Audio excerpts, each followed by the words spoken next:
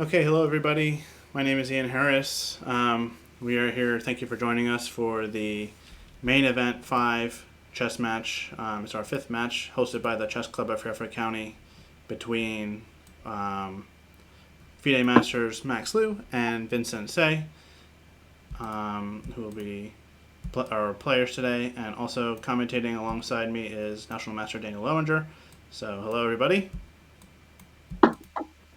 And thank you all for joining us, all the spectators. We're going to have a really exciting match today. This main event is very unique in that the players are playing for more than just glory. Our participants today have agreed to. They've agreed to play for $100 for their respective charities. Max Liu will be playing for the Food Bank of Lower Fairfield County, and Vincent Tsay will be playing for the U.S. Chess Federation. So, if you guys would like to comment about, to say a little bit more about who you're playing for and why, Max, why don't we start with you? Oh yeah, so I'm playing for the food bank of Fairfield County because it's near where I live and it's near where the club is, and there's a lot of hungry people in this crazy time, and I think it would be a nice gesture to give something back to them. Okay, thank you very much. And Vincent, if you would like to say a few words about the U.S. Chess Federation, which we all know, of course, but go ahead. Yeah. So I'm playing for the U.S. Chess Federation because they're unable to host tournaments right now, so they might need some funding. And I hope you all stay safe during this unprecedented time. Okay.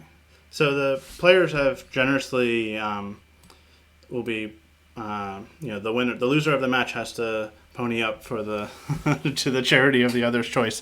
But if anybody else out there is interested in also contributing, we have posted the links to each of the charities in the chat on our website, so you can go directly there and read more about them.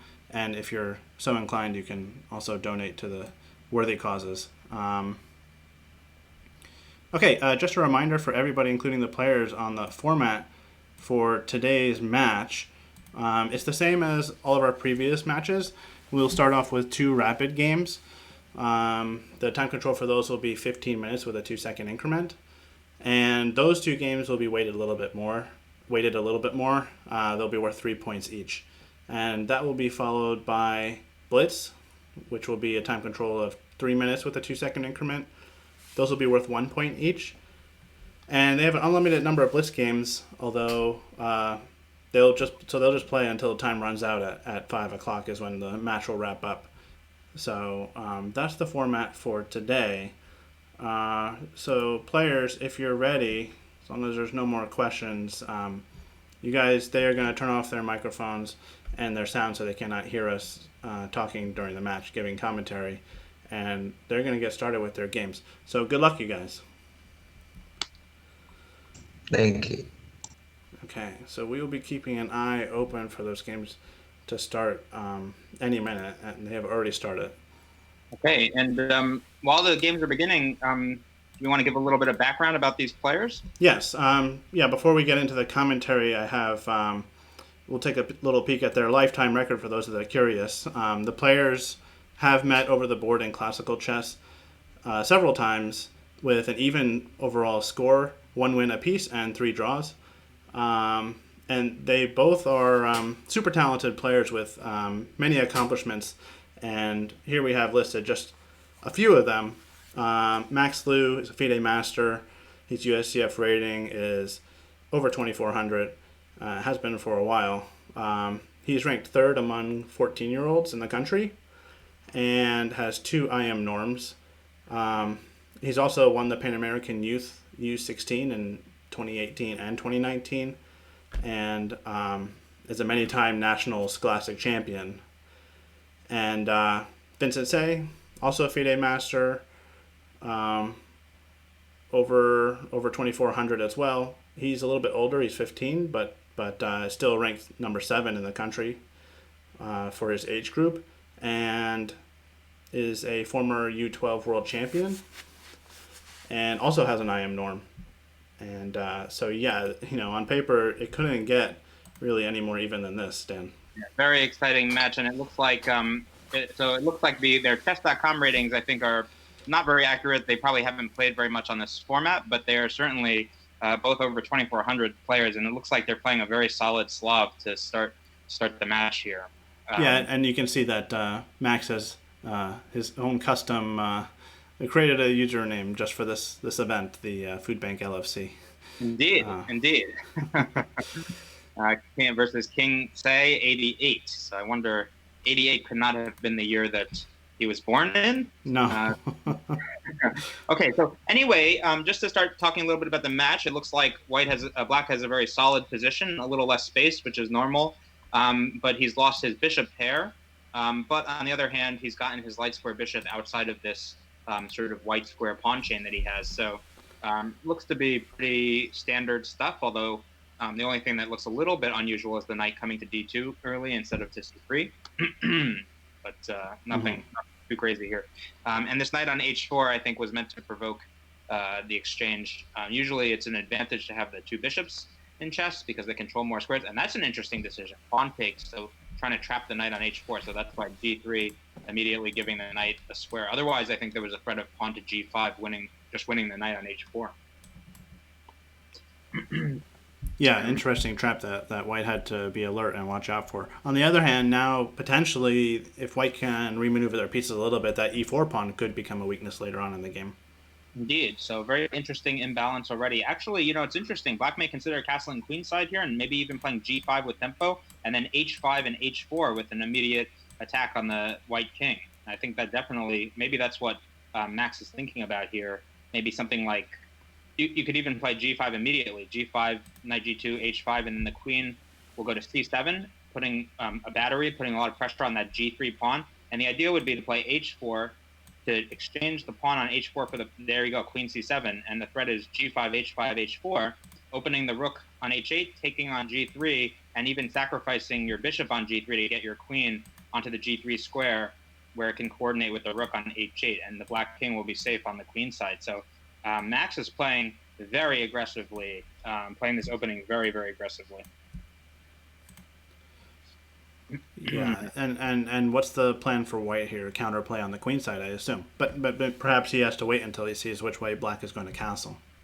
I don't know. I don't know if he has time to wait. I would, if I was White, I'd play pawn to c5, immediately dislodging that bishop from that diagonal, and then play b4, because White can afford to expand on the queen side regardless of whether or not Black castles there. Yeah, knight g2 is a prophylactic move. I probably would have played c5, as I said, but either way, you can reroute. Yeah, I guess you can reroute the knight.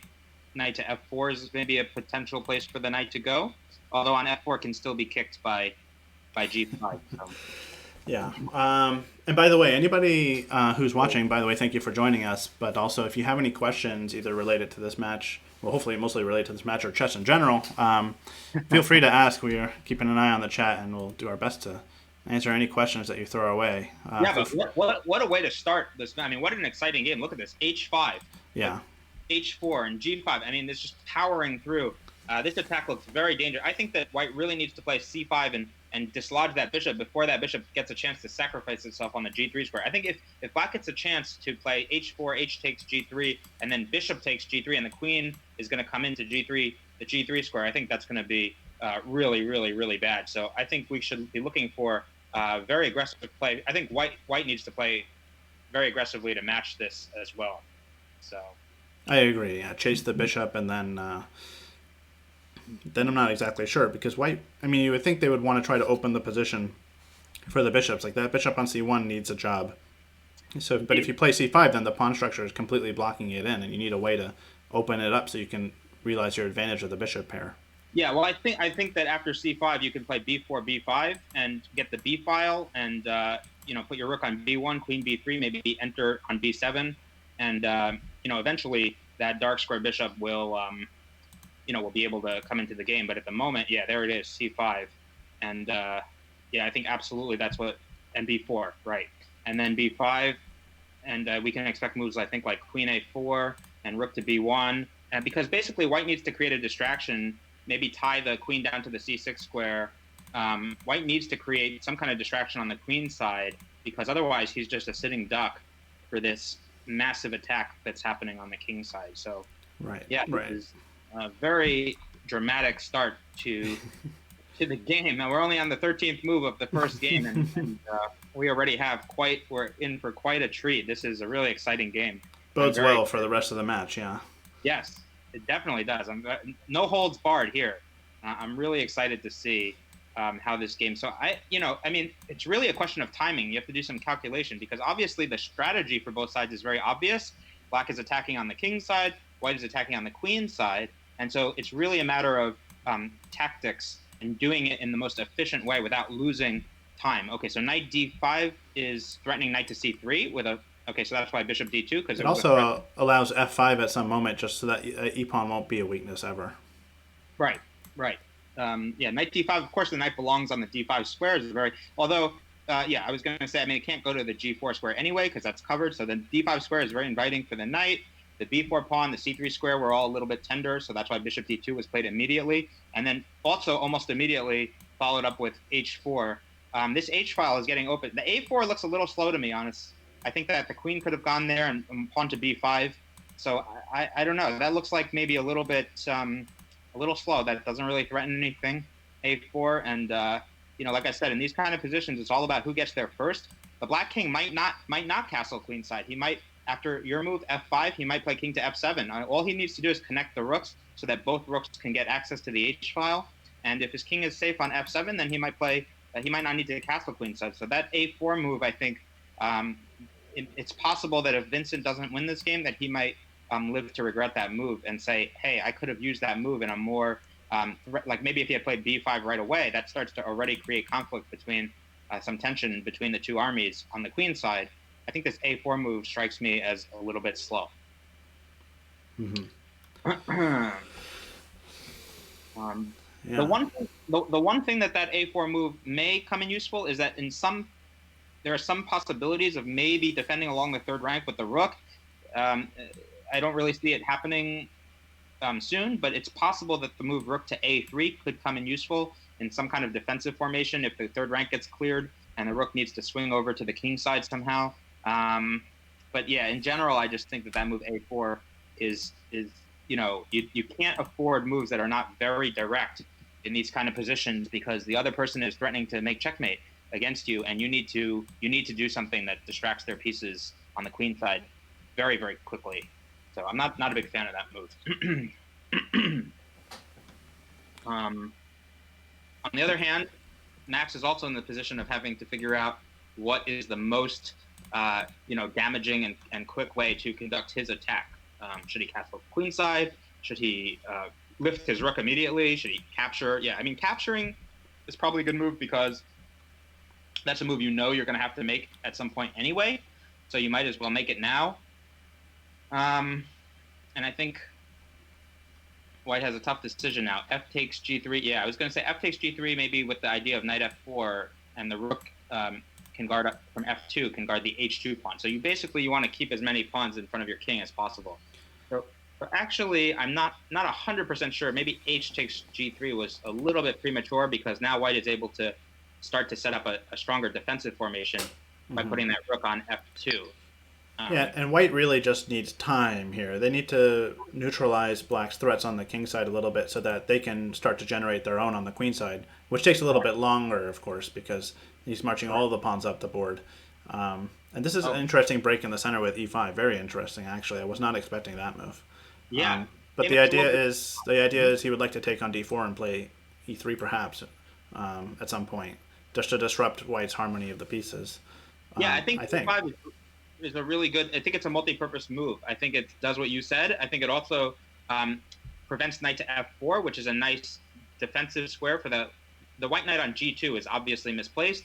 It's getting in the way. So e5 prevents knight f4, and also if black castles queenside, then the opening of the d file could be very nice for the black rook on d8. So I think it's a multi-purpose move. Very nice move, e5 actually. And we're having a little bit of trouble with the videos of the players, so I might just have to, if it doesn't fixed somehow, then I may just have to turn off the stream. But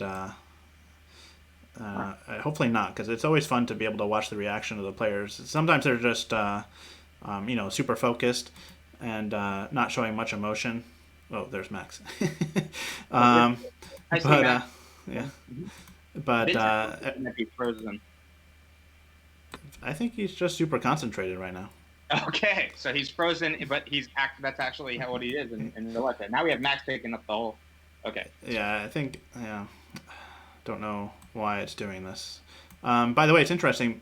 Vincent is actually, I think, the first player in all these matches to be using an actual board next to his computer to look at the moves.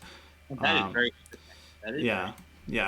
That's an interesting strategy. Of course, most tournament players are used to looking at the board, but I don't know. I've done this before myself, and I found that switching between the computer and the board a lot during one game can be tricky because you have to adjust.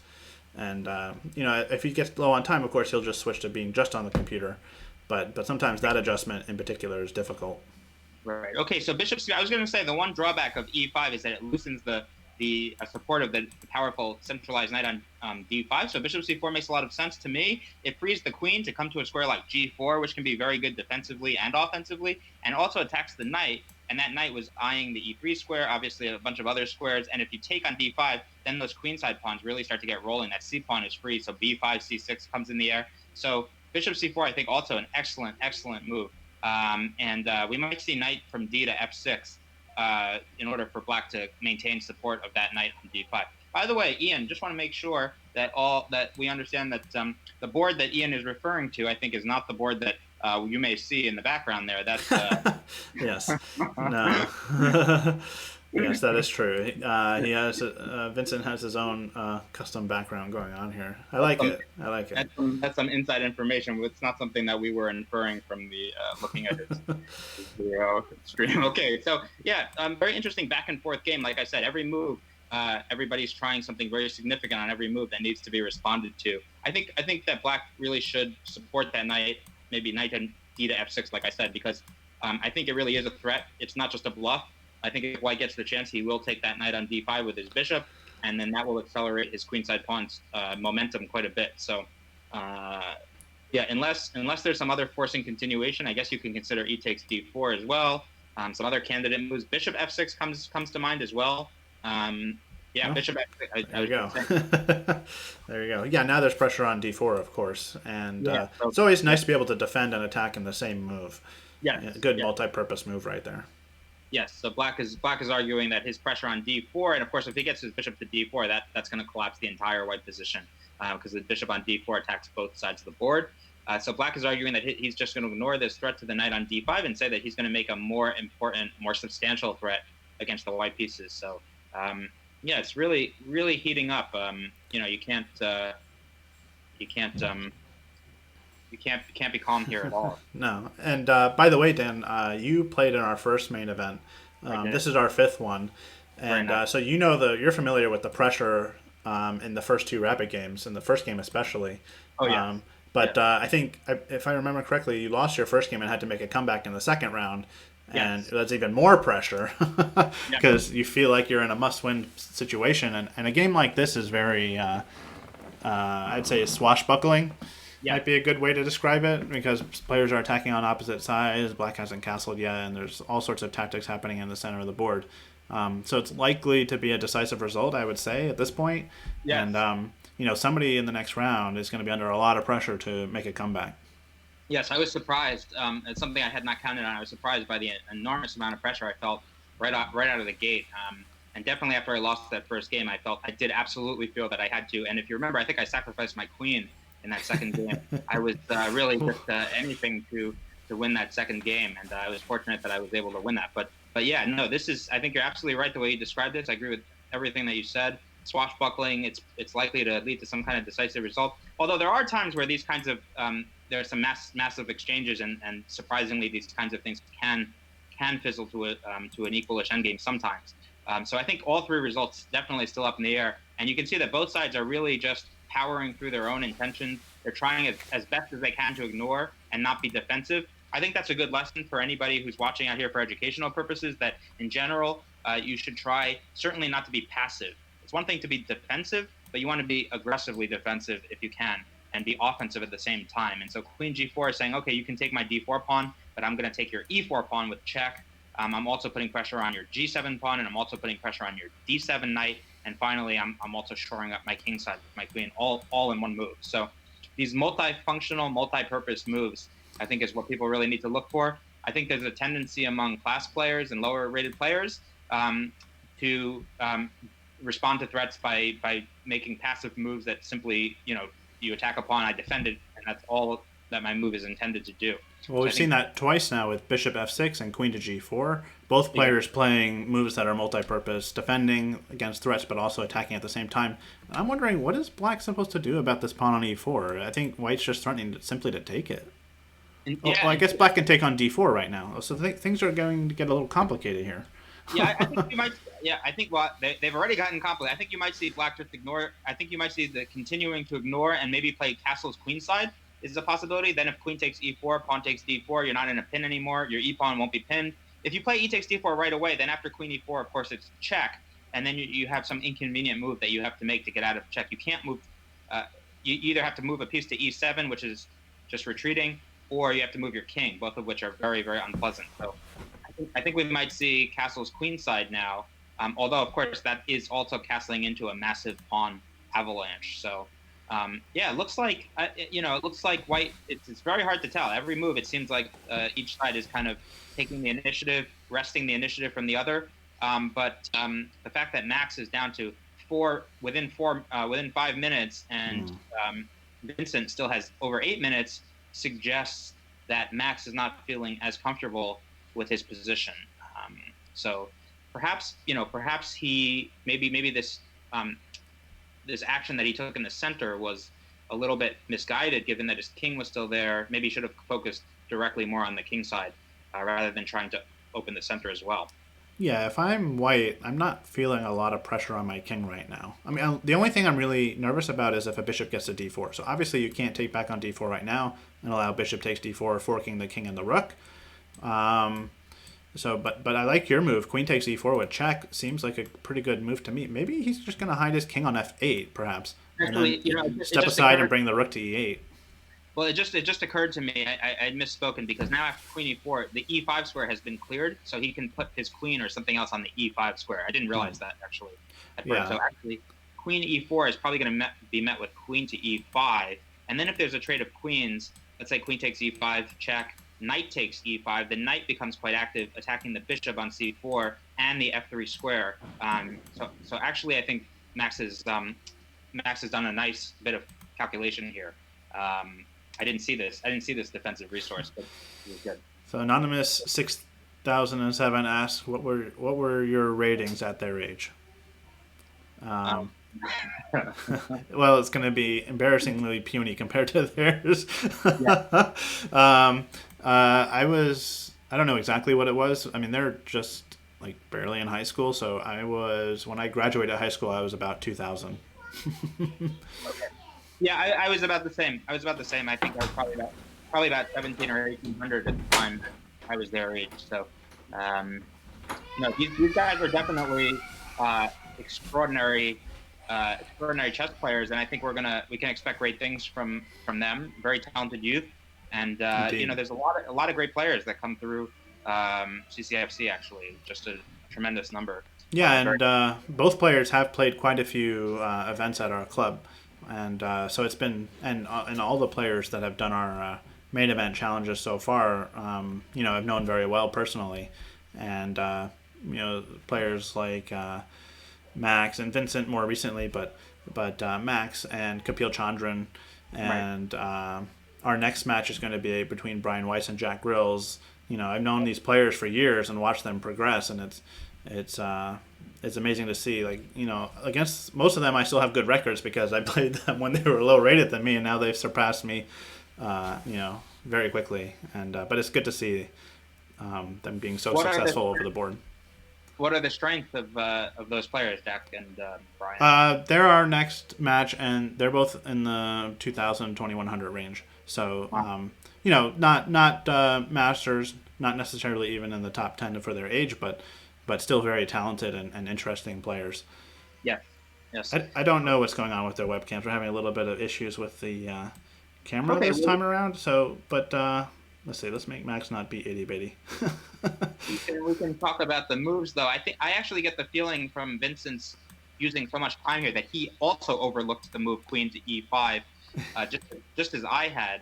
All of these moves, again, they're multifunctional. It's hard. It's easy to overlook that when Max played e takes d4, pawn takes pawn in the center, that looks like an offensive move, but in fact, it was serving a tremendous defensive function. That's easy to overlook. The defensive function was to clear the e5 square so that he could dunk his queen into the middle of the board. And now white is facing a very unpleasant situation, because if he trades queens, then that activates the black knight from d7 with a tempo on the bishop. And if he retreats, then his e3 pawn is no longer sufficiently defended. So I guess he's going to answer pawn takes pawn maybe with some rook on a to e1, pinning down the e file. I guess that's his idea. Yeah, I guess that's maybe the one factor that's not.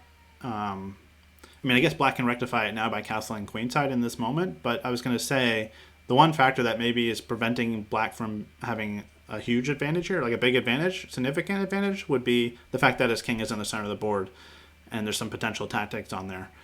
Because if he could take on e3 right now, and not get pinned on e1, then he might have a huge advantage in this moment.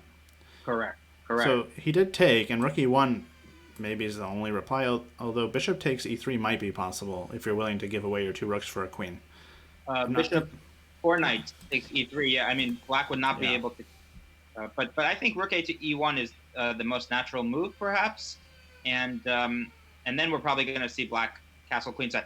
It is nice to draw the rook away from a1, because obviously that's contributing to an attack on the queen side there. If it's in the center and the king gets evacuated to the queen side, then it will be slightly less dangerous for black. So, little details, but I think if rook on a to e1, then we'll see queenside castling. I wonder if even bishop takes on d5 right now is an option. That might be a good move, actually. If you could take the knight and then take on e3. Okay, so he's gone for knight takes e3.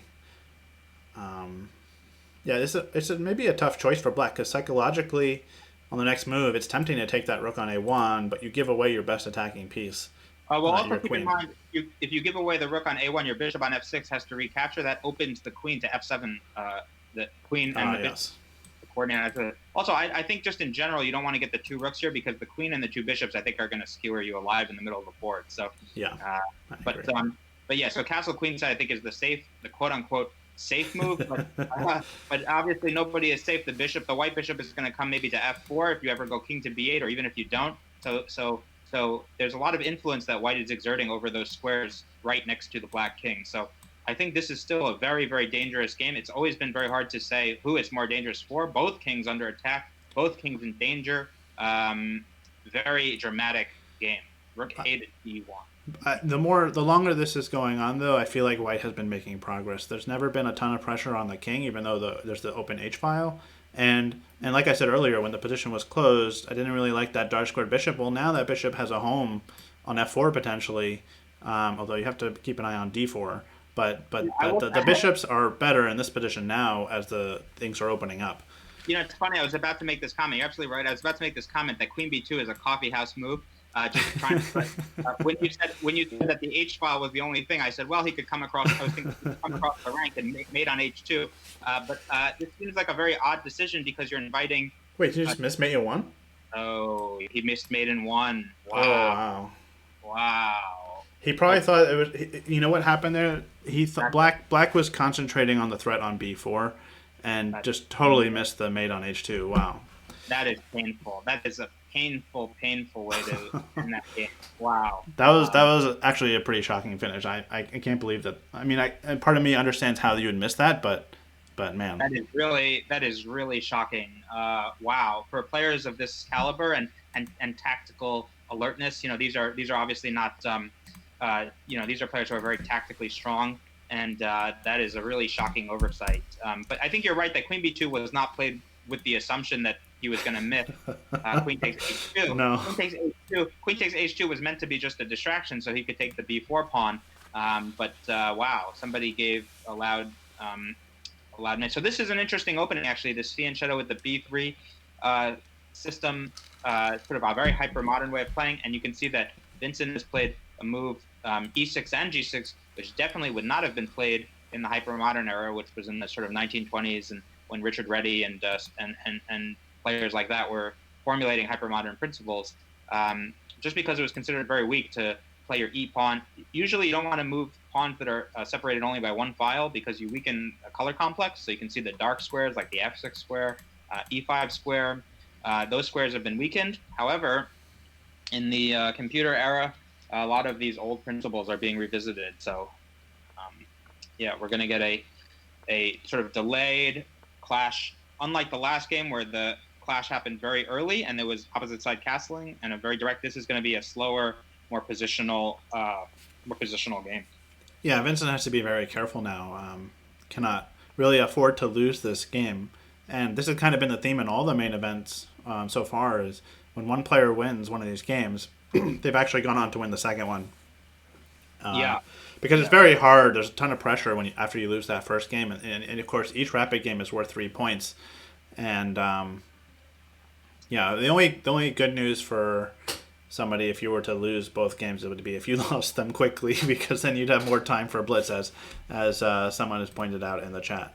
So I think what we're going to see here is the move d4 or e3 from white, because e3 or d4, like I said, because white has to exert some control over the d4 square. Otherwise, black was going to make a clamp with moving his own pawn to d4, and that was going to blot out the bishop on b2. So the only thing that both players need to be a little careful about here, but maybe white in particular, is that his b2 bishop is still undefended, is hanging, which means that the black knight can move somewhere, and that's going to maybe pick up a tempo on the bishop. So white has to be just a little careful. So I wouldn't be surprised if you saw white move his queen somewhere like b1 or c2.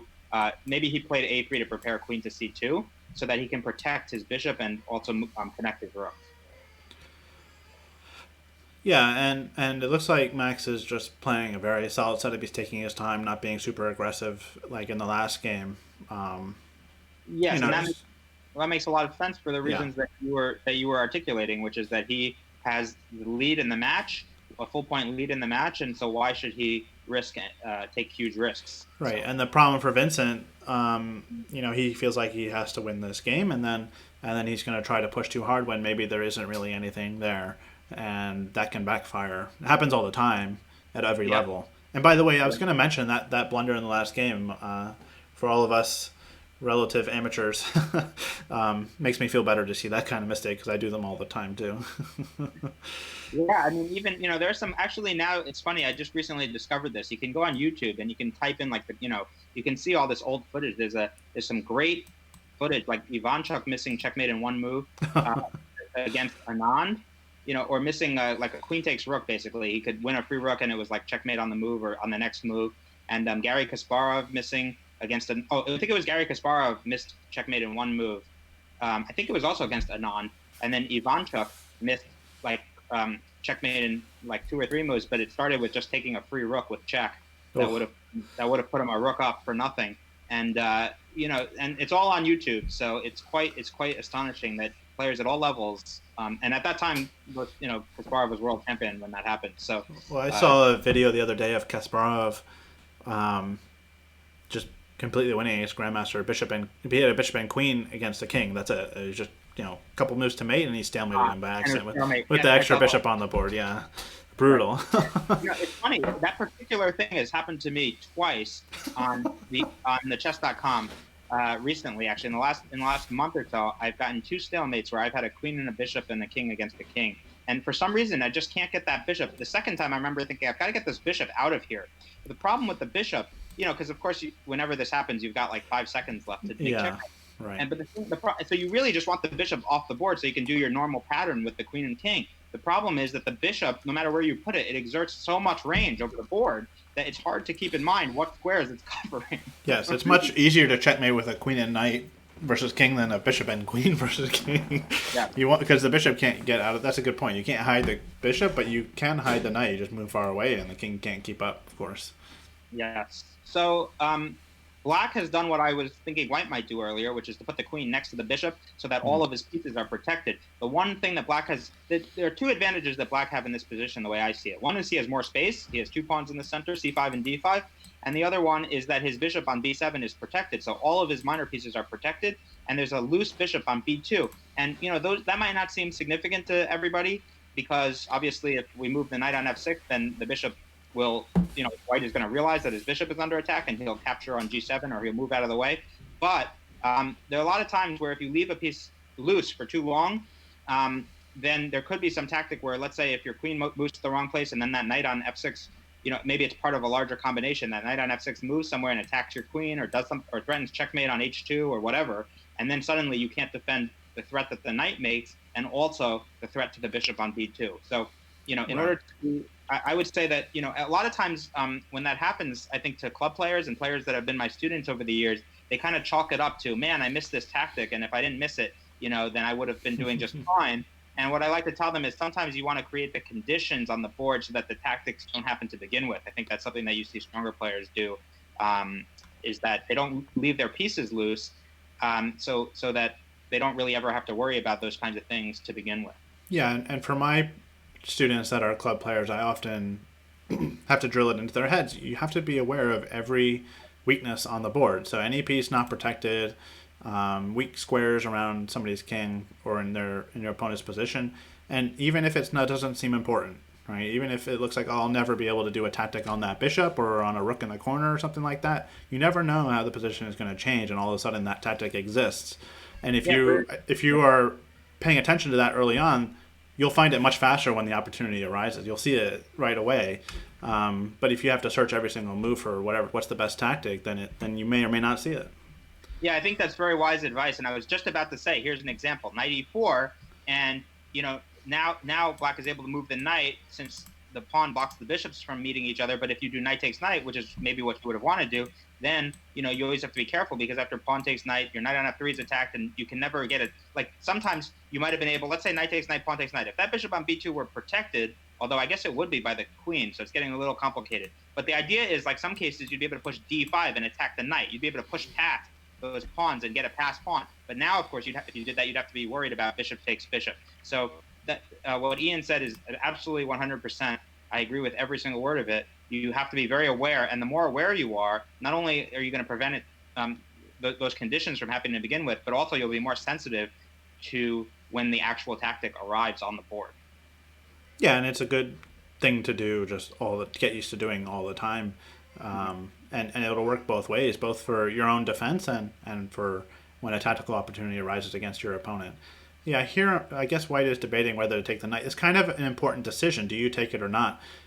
I feel like this is maybe a critical moment because if White decides to take, then the nature of the position is going to completely change. Every time the pawn structure is changing in the center of the board, that's an important moment that you really need to take your time to consider what the best option is here. I don't think White has to take at all, but then the question is, what else do you do? Yeah, and speaking of pawn structures changing in the middle of the board, like if the bishop on b2 were already defended, I would strongly consider d takes c5 here, trying to give Black what are called the hanging pawns, the c5, d5 pawns, which are vulnerable to attacks by the rooks and so forth and so on, although they have their pluses as well. But obviously White can't play d takes c5 here because of the intermediate move, bishop takes bishop for free. So that's why, you know, just leaving those pieces undefended like that really cuts down on some possibilities that you may otherwise have. So strongly recommend doing away with that if you can. But yeah, I agree with you. If knight takes knight, pawn takes knight, that looks very good for Black. The knight on f3 has to move. Maybe the d4 pawn is lost.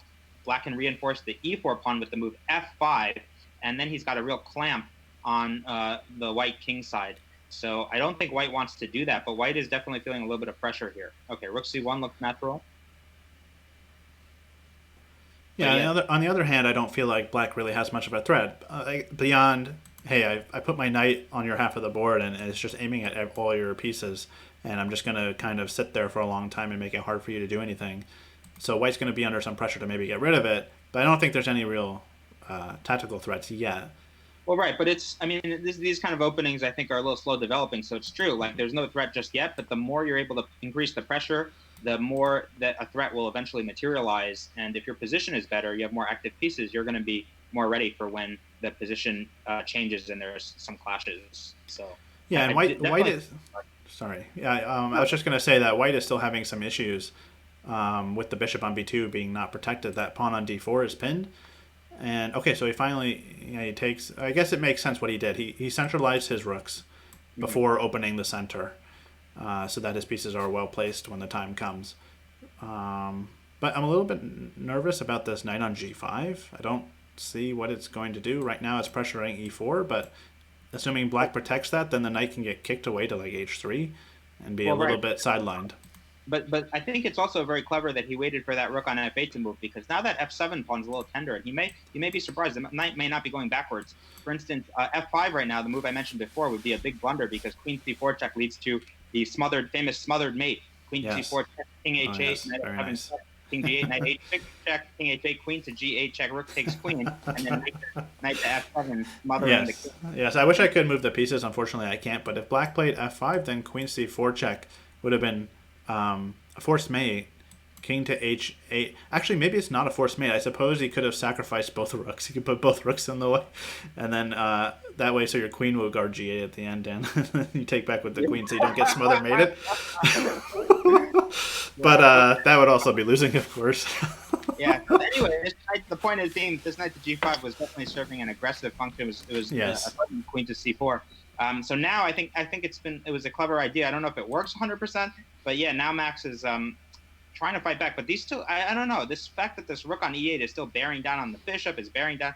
Basically, this is what we call a concrete position, which means that the general considerations take a backseat to just, there's a lot of direct moves. Pawn takes pawn d3, rook takes bishop comes into consideration. All the forcing moves, h6, bishop f6. All of these moves are very forcing moves, and so somebody needs to, generate some conflict, and just however it resolves, you have to just calculate some positions. You just have to kind of go in your mind's eye through some of the variations and just kind of there's so many problems here for White. It's hard to even keep track of them. There's a whole bunch of hanging pieces, and also possibly a threat of just simply taking on e3, opening up the bishop to b2, and then if White tries to exchange, then you take on f2, and I don't know what's going on here. It's really hard moment for White.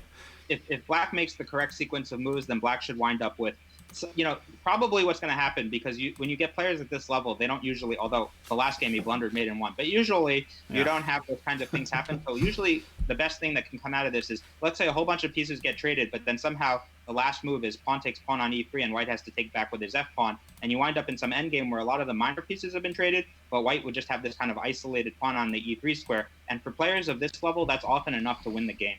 So, when you have a bad position, sometimes it just kind of all cashes out to something quote unquote small like that. But often I wouldn't be surprised if we wound up with some position like that where all the minor pieces were gone and White ended up with just an isolated pawn on the e3 square, because d takes e3 had to be met with f takes e3, and then that would mean that the White king would be a little bit less safe than the Black king, and it would also mean that e3 pawn would need constant attention and defending.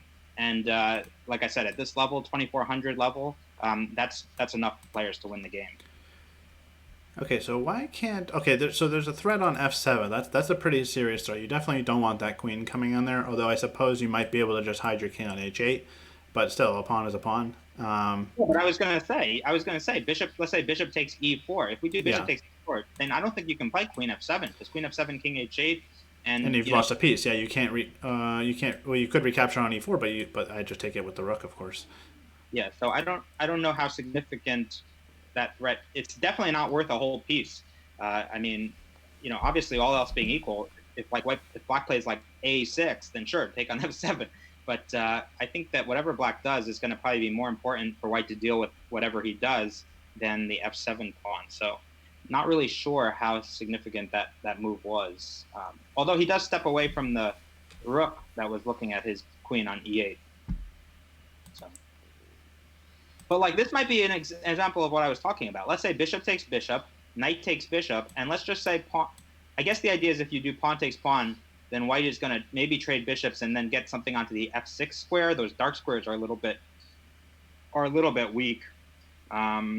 So another possibility is maybe bishop takes bishop, knight takes bishop, and queen to e5 would kind of shore up the whole f6 square, and it would attack the bishop on e4. The only thing about that move is that then you're stepping into a pin in terms of the b2 bishop. So Anonymous 5351 suggests if bishop takes e4, queen f7, king h8, rook to c7 at the end of that, which is a very interesting idea. Trying to get like another mate along the 7th rank again.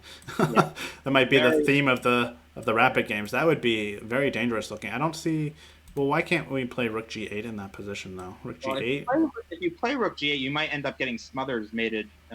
Yeah, the queen moves away and then knight to f7 somehow.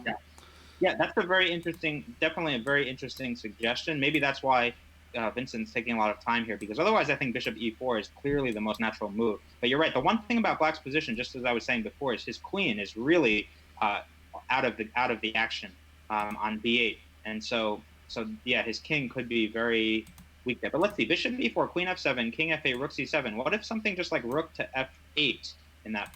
Oh no, that's mate. Sorry. Okay. Yeah, mate on g7. I think there's also perhaps queen to e5 in that position. So the rook is on c7. You can't. Oh, right. Yeah, the queen is blocked, isn't it? Huh. Yeah, that's very dangerous looking for Black. But I don't see the killer blow quite after rook g8 at the end of it. Yeah. So it's risky. That would be risky for White because you are sacrificing a piece, and if you don't get the mate or at least your material back, then you're just going to be in a losing endgame. Okay, so Black was obviously saw that. I think looks like he saw that and is taking some precautions here with rook d7. That just kind of covers all of the weaknesses. Yeah, I like that move. I think he didn't want to go into the complications. It was too risky. He's in a kind of must-win situation. But here White again has some issues with the b3 first of all is just hanging. Yeah, but I don't know. Rook d7, it disconnects the rooks. It doesn't make a threat. I was thinking maybe f5, because f5 guarded f7 and threatened the bishop. Obviously, it leaves the knight very powerful on g5. I mean, you have to give somewhere. But now, what if just bishop takes d4? Is that possible? Bishop takes d4 because your rook on d7 is stuck guarding the f7 square, and I want to just open up my rook to attack your rook. I actually don't like rook d7 very much. Yeah, maybe he panicked a little bit. It'd be interesting to see what the computer says. Because there seemed like there were so many options, and it's hard to make a decision, and you don't want to use too much of your time, and there's a lot of factors that go into these moves. It's very hard. It's very hard to play these positions, especially with very little time. You just have to calculate. Bishop takes d4. There it is on the board. You just have to calculate very quickly. You have to be able to see 3 or 4 or 5 moves ahead, and in a few different permutations, and you have to be able to visualize them correctly, and you have to be able to visualize them quickly. Otherwise, you'll be too short of time. And basically, if you can't do that, it doesn't matter how much you know about chess or how much knowledge you've had or how many lines you've memorized in these kind of positions. If you can't visualize what the position will look like 3, 4, 5 moves ahead and do it quickly, then that's just an essential skill when you're playing fast chess. And you're not going to be able to make the right move. There's just no other guideline. There's no general guideline you can follow. You just have to say, okay, I go here, he takes me, I take him, he takes me, I take him, and what does the position look like? And Black does need to be careful not to. I mean, of course, here you cannot take on b3 because Black will take on g7, and then the rook on d7 will be under attack in that position as well. So, and you probably don't have time to play rook takes on d1 in that position instead of when your rook's under attack, because then your bishop on b7 is hanging. so Black has to be very careful here not to fall for any tricks. That's right. So I actually think that Black is in a lot of danger here. I think rook d7, if you have to play rook d7, it feels like something's gone wrong because you've lost the tempo. And that makes this knight to g5 move, which initially looked a little bit risky perhaps, looking better and better because it's putting a tremendous amount of pressure on the white king side. That rook d7 move, I really, really don't like it actually. I think you had to, if you had at least play f5, that gains a tempo by attacking the bishop on e4. Mm-hmm. And also, then the f7 square is permanently defended. Now you constantly have to keep defending f7. So, and if you'd played f5, then the rooks would still be protecting each other and connected. So, I think it's just very risky for Black, and that's why you see him eating up a lot of time. His knight is out of the game on a5. His queen is out of the game on b8, and the white pieces are very well coordinated at least quite well coordinated against the black king side. And yeah, he's in a must-win situation. He's now down over a minute. He's just gone under 5 minutes. And his bishop, which is the main defender of his king side, is about to be traded away. And I really don't see... He's down a pawn also to boot. So I think things are going very, very, very, very wrong for King Tsay over here. Yeah, it's amazing. Like a little bit earlier, not even that many moves ago, we were singing Black's praises with that knight on e4, but that seems like ages ago. It was only 6 moves ago that Black seemed like they had everything under control. White had the weak bishop on b2, but if you compare that position to what's happened, Black's the center got opened up, and White's 2 bishops are creating mayhem, and the rook's coming down the center of the board, the knight on g5. I mean, actually, this position probably comes down to comparing the knights, right? White's knight on g5 is way better than Black's knight on a5, as you mentioned. Yeah, so rook takes e4. I mean, again, if you have to make a move like rook takes e4, I think it might be the best practical chance. I mean, maybe after knight takes e4 you can play f5, but it just shows that Black is in a desperate way. Doesn't mean that Black's not going to come back and win. It just means that position is quite desperate, because that's not the kind of move that you plan on having to make earlier on. So what's the answer to knight e4 f5? How does White avoid losing material? The knight e4 f5. Let's see. Yeah, that is of course the main. I guess you could step between. You can't. Let me see. I mean, White has in between moves here. Like maybe you could try something like bishop takes g7 here if you really want to get wild. Mm-hmm. You don't have to take this rook back right away with that, which I think would be the instinct for a lot of players. Is just my opponent just captured me, let me take back. But here White needs to calculate. Also, bishop takes g7 could make a big difference. Opens up a threat on the rook on d7. Maybe dragging the king to g7 could make a difference in some moment, but I'm not quite sure. Well, right, like if bishop g7, for example, if bishop takes bishop, rook takes rook check, rook takes rook, and then we're threatening queen takes f7 check. So bishop takes bishop, I think, is a very interesting possibility. Also, bishop to e5, a crazy move. Probably no good, but something that comes to mind. Oh, jeez. Yeah, everything is hanging. These are the kind of positions that are very entertaining, and thank you to everybody that's watching. We had a couple comments. These games are awesome, and I would definitely agree with that. And great commentary as well. So thank you for that. And Anonymous 5351 says bishop g7, rook e to d4. Wow. Yeah, I was going to say. But rook e to d4, maybe not necessarily the end of the story entirely. And it's very unclear still. You could play rook takes rook, and then take 2 rooks for one thing. Rook takes rook, bishop takes queen, rook takes d7. Oh man, that's a wild position. Yeah. But yeah, this is why, as I say, there's really only one skill that's being tested in this position, and that's your ability to visualize moves ahead, otherwise known as calculation, and to do it very quickly. And typically, this is a type of chess position that favors younger players and players who can calculate very quickly. And those are players who have been trained by the computer. When we were growing up, I think we didn't have those kind of tools to sharpen our calculation to this extent. And that's why I think you see that now with the shorter time controls. I was reading an interview by... Oh, here we go. There it is. Sorry. Here we go. Yeah, so I think we should talk about the position for a second, because there's a lot going on. Yeah. King takes g7 is not possible because the rook on d7 is hanging. There's that rook on d7 move that you didn't like. And so Black probably has to throw in... okay. So one move is just like if you were just playing with no time and you made an automatic move, you'd play rook takes on d1. Yeah. But somebody pointed out that rook e to d4, and that's a very interesting option because it opens up a discovery on White's queen, and then who knows what's happening in that position. Well, I think rook e to d4 would be met with rook takes rook, bishop takes rook takes the second rook, and then that bishop on f3 is still hanging. So if you play king takes bishop, I can throw in I can consider rook takes f7 check, and then something takes on f3, or I could, like if you play king g8, I could play rook takes f3. If you play king h6, I could play knight takes f3.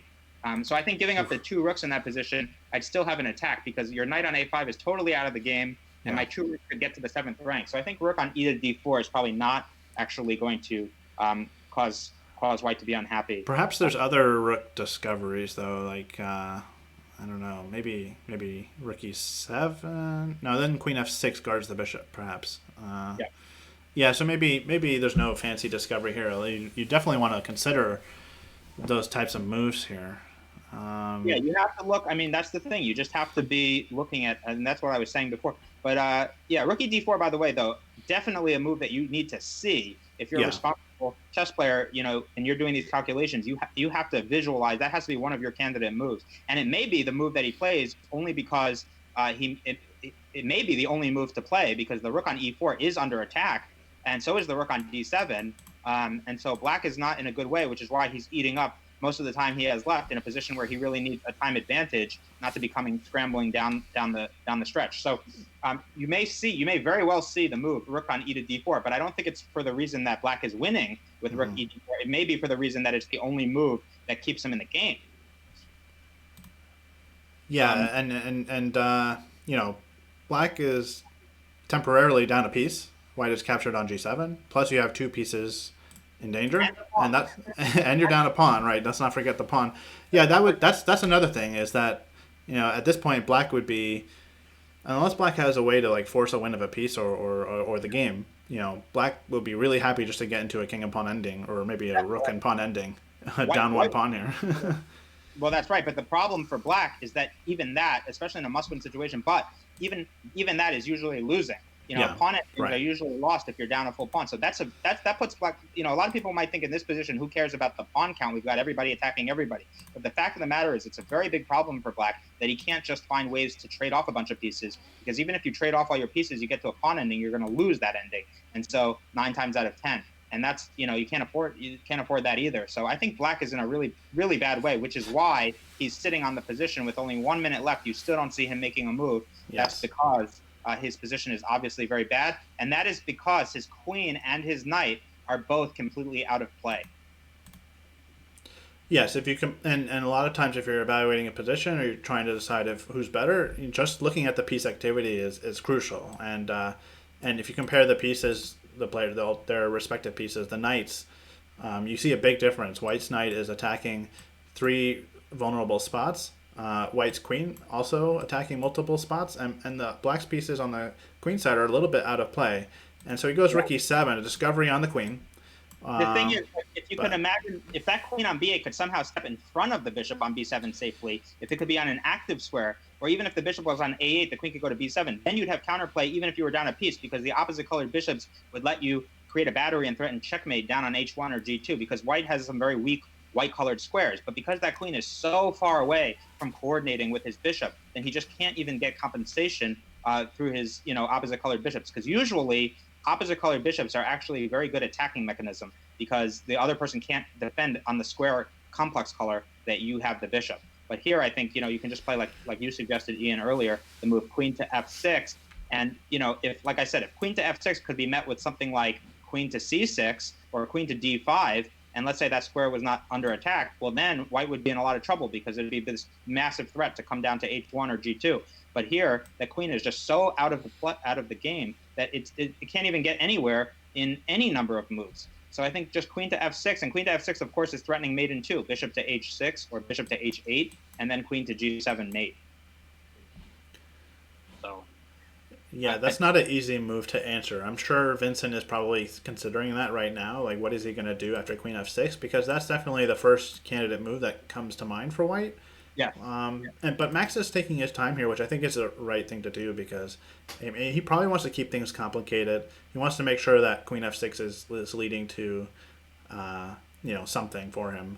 Yeah, I mean, Max has over a 1 minute lead. He also has an extra bishop and an extra pawn. That's usually a good position to be in. Yes, and you don't want to make the mistake of rushing just because your opponent is low on time. You definitely see more extreme examples where one player, especially in a classical game, might have like an hour or half an hour, and the other player is down to just minutes or seconds, and the player with an hour is still rushing and not finding necessarily the best moves to finish the job, or not finding the best moves to keep their opponent on their toes or keep things complicated, and to keep the situation in a way that their opponent might make a mistake.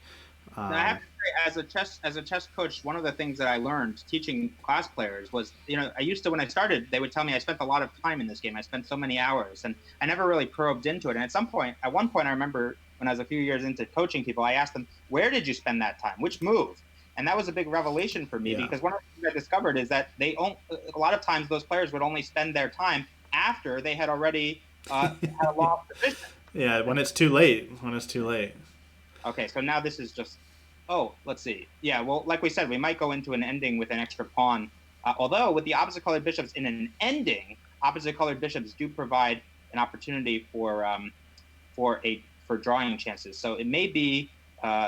Although now it's interesting because the pawn on b3 is still under attack, but the rook will come to c7. So yeah, I think white is still better, but certainly this was a good chance for black because now the rook on c1 cannot activate because of the mate on d1. So somehow, and now white is very low on time. So, yes, yeah. So the black survived the pressure there impressively. Max thought for a long time and didn't find a killer blow or a way to even avoid the simplification.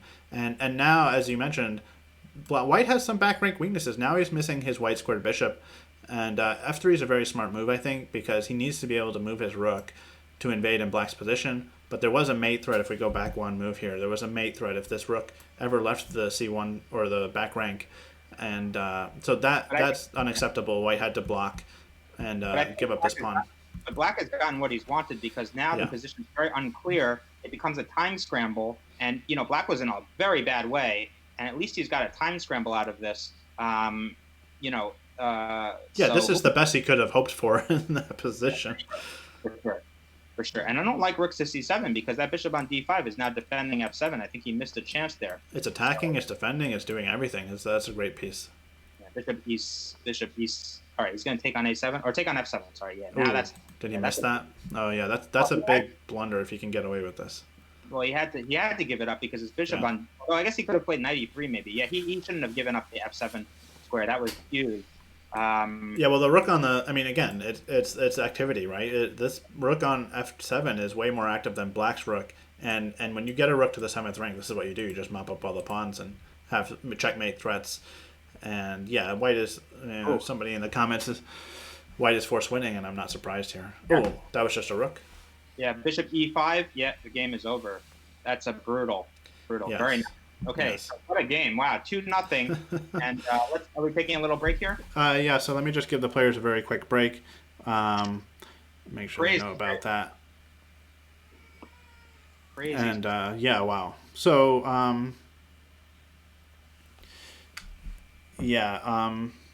so Max Liu takes a commanding lead.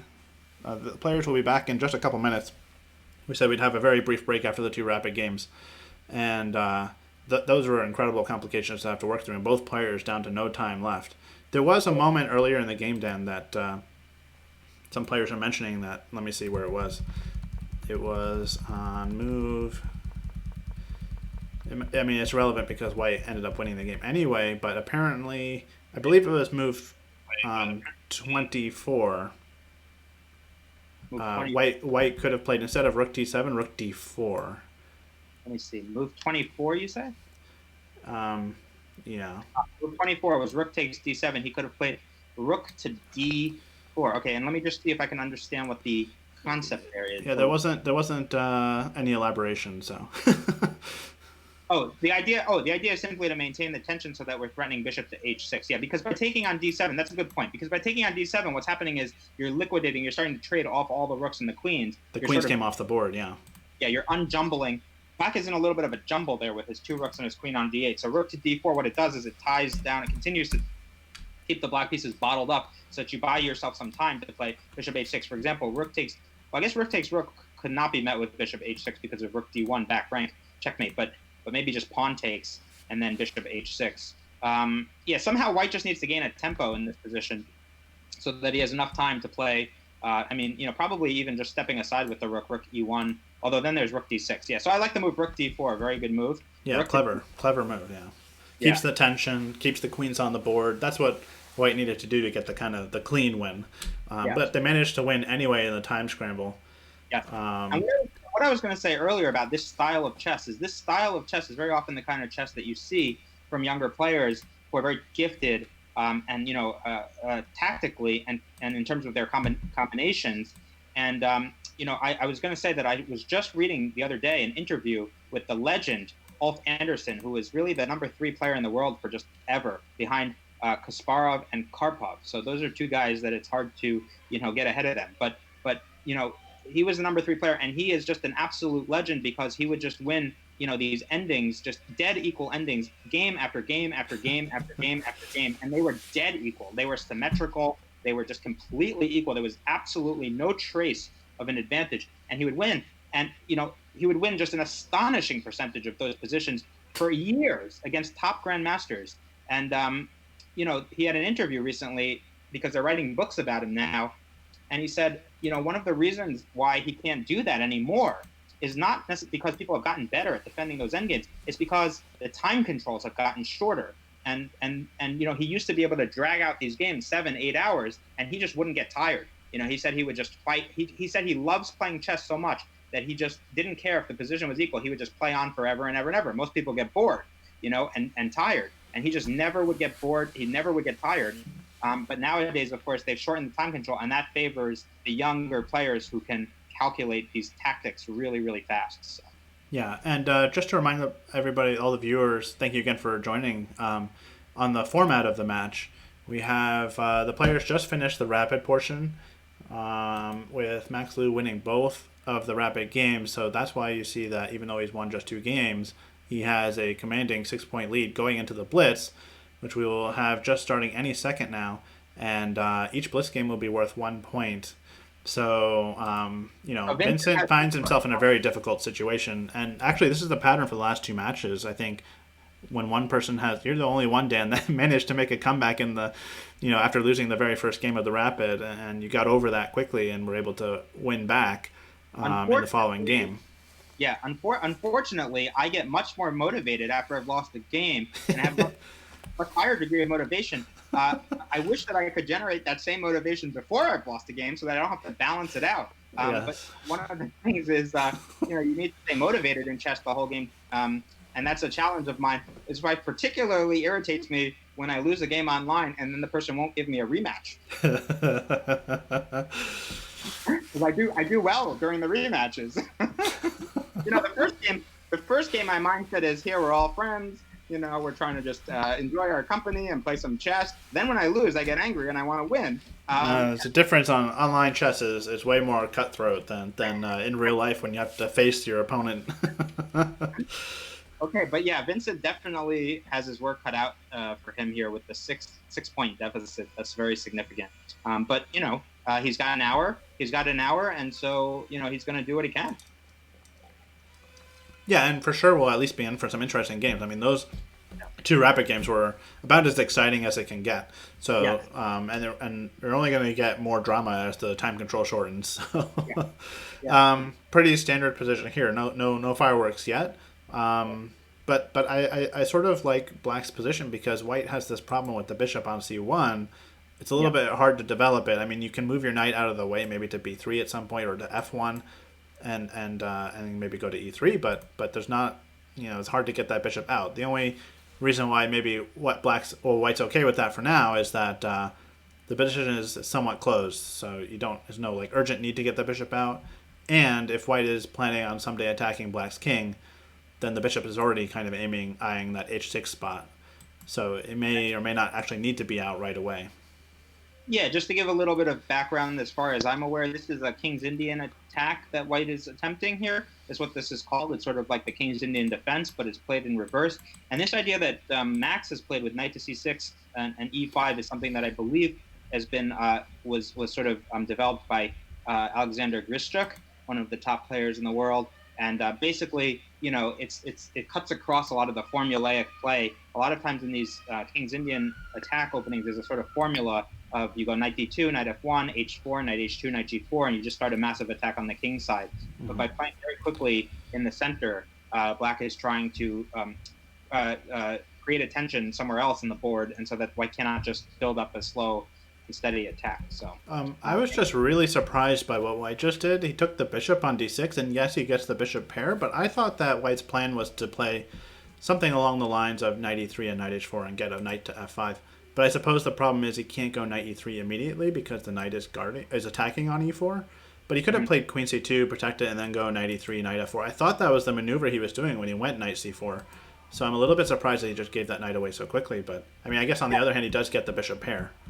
Yeah, and I think you're right. I think part of it just has to do with the fact that it's not so easy to execute what you said. I mean, the queen cannot leave the queen cannot leave because it's defending the knight on c4, and the knight cannot leave because the pawn on e4 would hang. And so I think there were maybe some logistical problems with actually executing that maneuver. Also, I think that you know me and my big bishop preference Yeah. that I invented from whole cloth. I think no, seriously, I think what you'll see is that when you watch the games, of the higher the rating of the player, I think the more priority you see on the bishops, unless, especially early in the game when it's not so clear yet what the exact pawn structure will be like. The bishops just have a higher percentage in most pawn structures of being better. Now, of course, if the pawn structure is already completely locked and you know that it's going to be locked, then often the knight is better. Not always even, but the knight can be better. But I think when it's indeterminate, it's just much more likely. Like this bishop on e3 is looking pretty good, actually. Yeah, except now there's a good chance that black might be able to trade it off the board.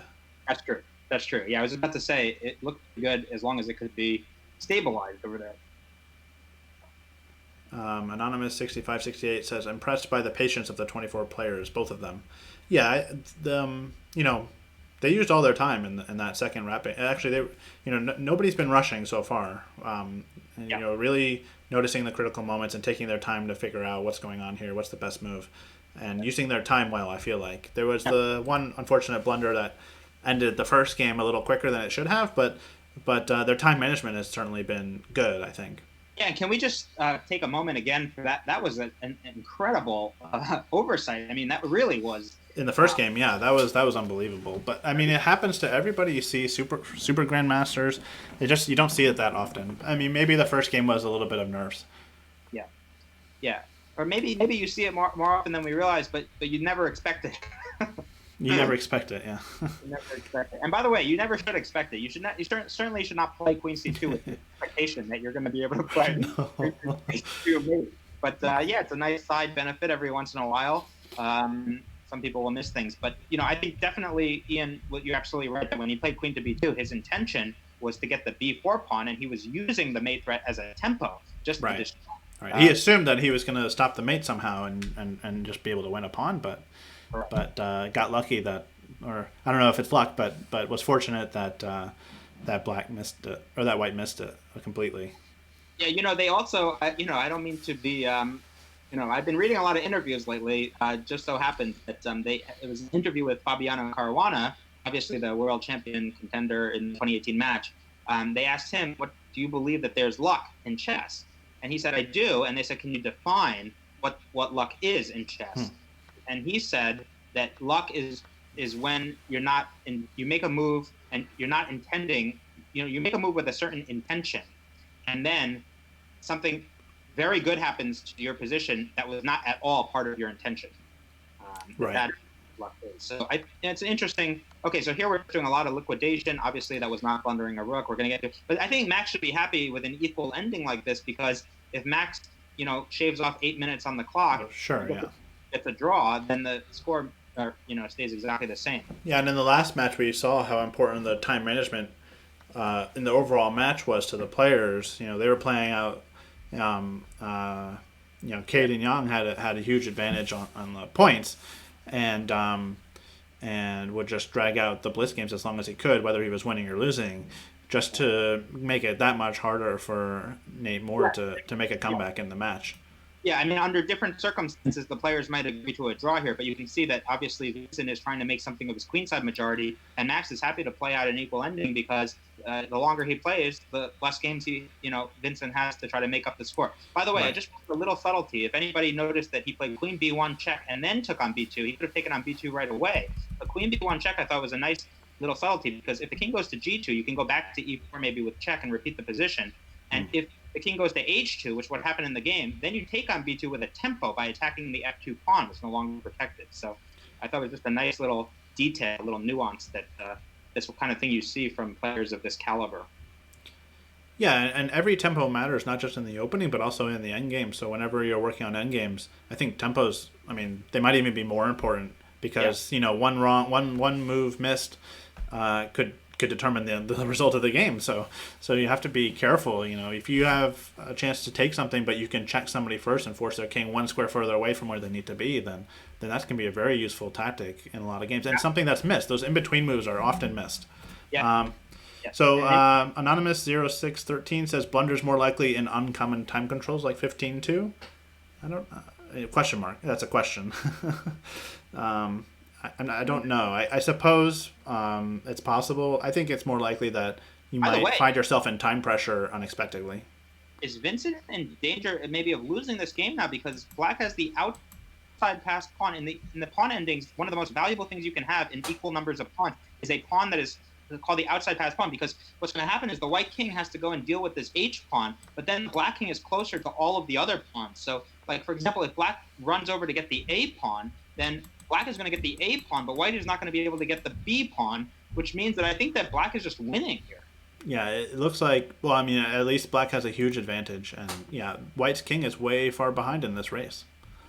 Yeah, that's wow. I don't know exactly how that happened, but for those of you who are educational out of this, I would say just do not allow somebody to have the outside pass pawn. In this position, I believe if it was the H pawn, it might be a draw, but this position is absolutely, I think, well, actually, even with an F pawn, it could be a draw if white had one more tempo to play F7. So you see, there was an example of that tempo being important. if white could have played F7 in that position, then it would have been a draw. Oh my goodness. Everybody should know that that's the theoretical ending. If you have your pawn on F7 and your king tucks away itself in the corner on H8, the queen can never take the pawn because it would be stalemate. The queen would, everybody imagine a king in the corner with the queen just 2 squares away on F7. That's a stalemate. And so if the queen cannot take the pawn, then it's a draw. But because of that one tempo, being one move behind, the pawn was on F6. Therefore, it was not a stalemate. And so Max is now taking it absolutely dominating. You know, I told Max before the game that we were looking for an improvement on the Kapil score. I was not so serious when I said that, but this is looking like it could be a real. Vincent needs to get himself on the scoreboard. Yeah, and you know we've when we schedule these matches and we've been finding players to play against each other, everybody's been within double digits of ratings. You know, nobody's been an overwhelming favorite on paper, but we've seen several matches being way, in one person's favor. And I think part of it might be early momentum. You know, you get the early games under your belt quickly, and then somebody collapses under the pressure. I mean, definitely the psychology of it is very, very crucial. Like you said, I mean, I know how it feels to lose that first game. I was able to bounce back, but I definitely know how it feels. And but I do want to say that I think there really is an overemphasis, and part of it is just because ratings were not invented until really put to use. I think until the 50s and 60s. Nobody really had a rating before then, and that was only the top grandmasters, and then it sort of trickled down to everybody. And now I think there's an obsession with ratings, and I tell people sometimes, look, if you really want to know who's a better player, or make a prediction, you should look at the games and look at the moves and try to see who's making higher quality moves. Because sometimes, like we saw somebody made a blunder of a checkmate in one move. That kind of stuff happens. So, if you can make 50 moves better than the other person and make one move worse and lose the game, and then your rating will go down. So I think it would, there's a little bit of an over prioritization of what the rating means. It's not always the case that people who are rated in the same range are going to perform at a certain level against each other. A very famous example, of course, is when a world champion example, of course, is when Vladimir Kramnik took the title from Garry Kasparov. At that time, Garry Kasparov was rated something like 2850, and Vladimir Kramnik was rated something like 2750. Enormous rating disparity, and Garry Kasparov didn't win one game in the entire match. So I think just the idea that the rating is king is not always the case. Yeah, I agree. And then also there's another factor, of course, is style. I mean, if your style doesn't match well, if your opponent is familiar with your openings, those factors come into play as well. That's right. Or, if one player is able to prepare for the other better than the other could prepare for, these players definitely are taking this match seriously. And I would be shocked if they didn't prepare, because they've known that they're going to play each other for weeks now. And I'd be shocked if they weren't prepared. And also, unlike the other matches, they're actually playing with something on the line. They're playing with some money on the line. So yeah, for sure. I think that these causes are important to them. I know I get the sense, I talked a little bit more with Max than I did with Vincent. I definitely got the sense that this cause that he was playing for, the food, the Lower Fairfield County Food Bank, I think it's something that's important to him, and I think he's definitely taking this seriously and not just blowing off steam. Maybe getting back to back to the game here, because a lot of developments have happened, and Black has this queen right near White's king, so Black's playing very aggressively here, but it's hard to get another piece in there to help in the attack, and White's queen and rooks are doing a great job defending. So I don't think that White's really in that much danger in this position. I think this Black queen now, with having to retreat out of the way, the threats will be neutralized. It looked perhaps more dangerous than it actually was. Yeah, to me, it's a very difficult position to assess, which is maybe why I kept droning on about the food bank. You're stalling, so you don't have to make a decision. I mean, Black has the bishop pair.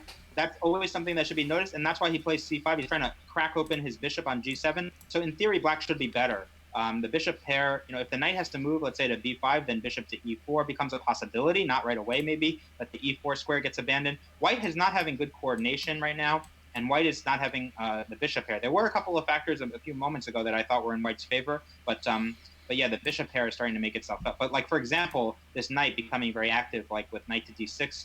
But of course, if knight d6, pawn takes pawn check, you have to be careful about taking back with a rook because of the bishop coming to d4. So this is getting very concrete again, meaning that the general considerations are going to take a backseat to these attacking moves, like these forcing moves, like a6. We have to consider knight takes pawn. We have to consider knight to c7 with a fork. We have to consider rook takes rook. Well, the problem here is that any knight move was met by bishop takes d4. And so White had to capture on e8 first. And White's not quite getting mated. Oh, wait, but isn't there... Oh, there's not bishop d3. Okay, there's no bishop d3. If bishop d3 happened, then White would be in big trouble, but the rook guards across, so that's okay. I hallucinated there for a second. I thought that White was getting mated and had to play king g3 instead. Yeah, so again, all about a lot of calculation work. There's certain types of positions. One of the things I tell class players, especially adults, is, you want to know what your style is and play to your own strengths. In chess, there's different skill sets involved in being good at chess. It's not one skill set. There's calculation, there's knowledge, there's strategy, and certain positions favor certain skill sets over others. And, just what Ian was saying before, that you don't want to play into your opponent's strengths. Doesn't matter what your rating is. That's why Kasparov lost to Kramnik. Kramnik played the Berlin Wall, and, it just wasn't Kasparov's strength, was not playing those kinds of very subtle, very positional, very, very, very subtle positions. That's like a Magnus Carlsen type of thing. By the way, I think that Black might have missed an opportunity to win a pawn in the last position. Bishop to e3 would have won the f4 pawn. There was no way to defend it. Although maybe Black had some other weaknesses that White could have gone after. So maybe it would have been an exchange of pawns. But now Black's down a pawn. Yeah, it is opposite color bishops, but the rooks need to get off the board for it to be a draw. Yeah. Once again, Vincent is on his back foot and, facing a 7-0 deficit. And he's fighting for a draw. He's fighting for a draw. He's not, there's no realistic chances of winning other than a blunder. And I think White has a very easy plan of playing f5, f6, which would nail the Black king to the back rank. And that would be, so king g7 definitely needs to activate his king.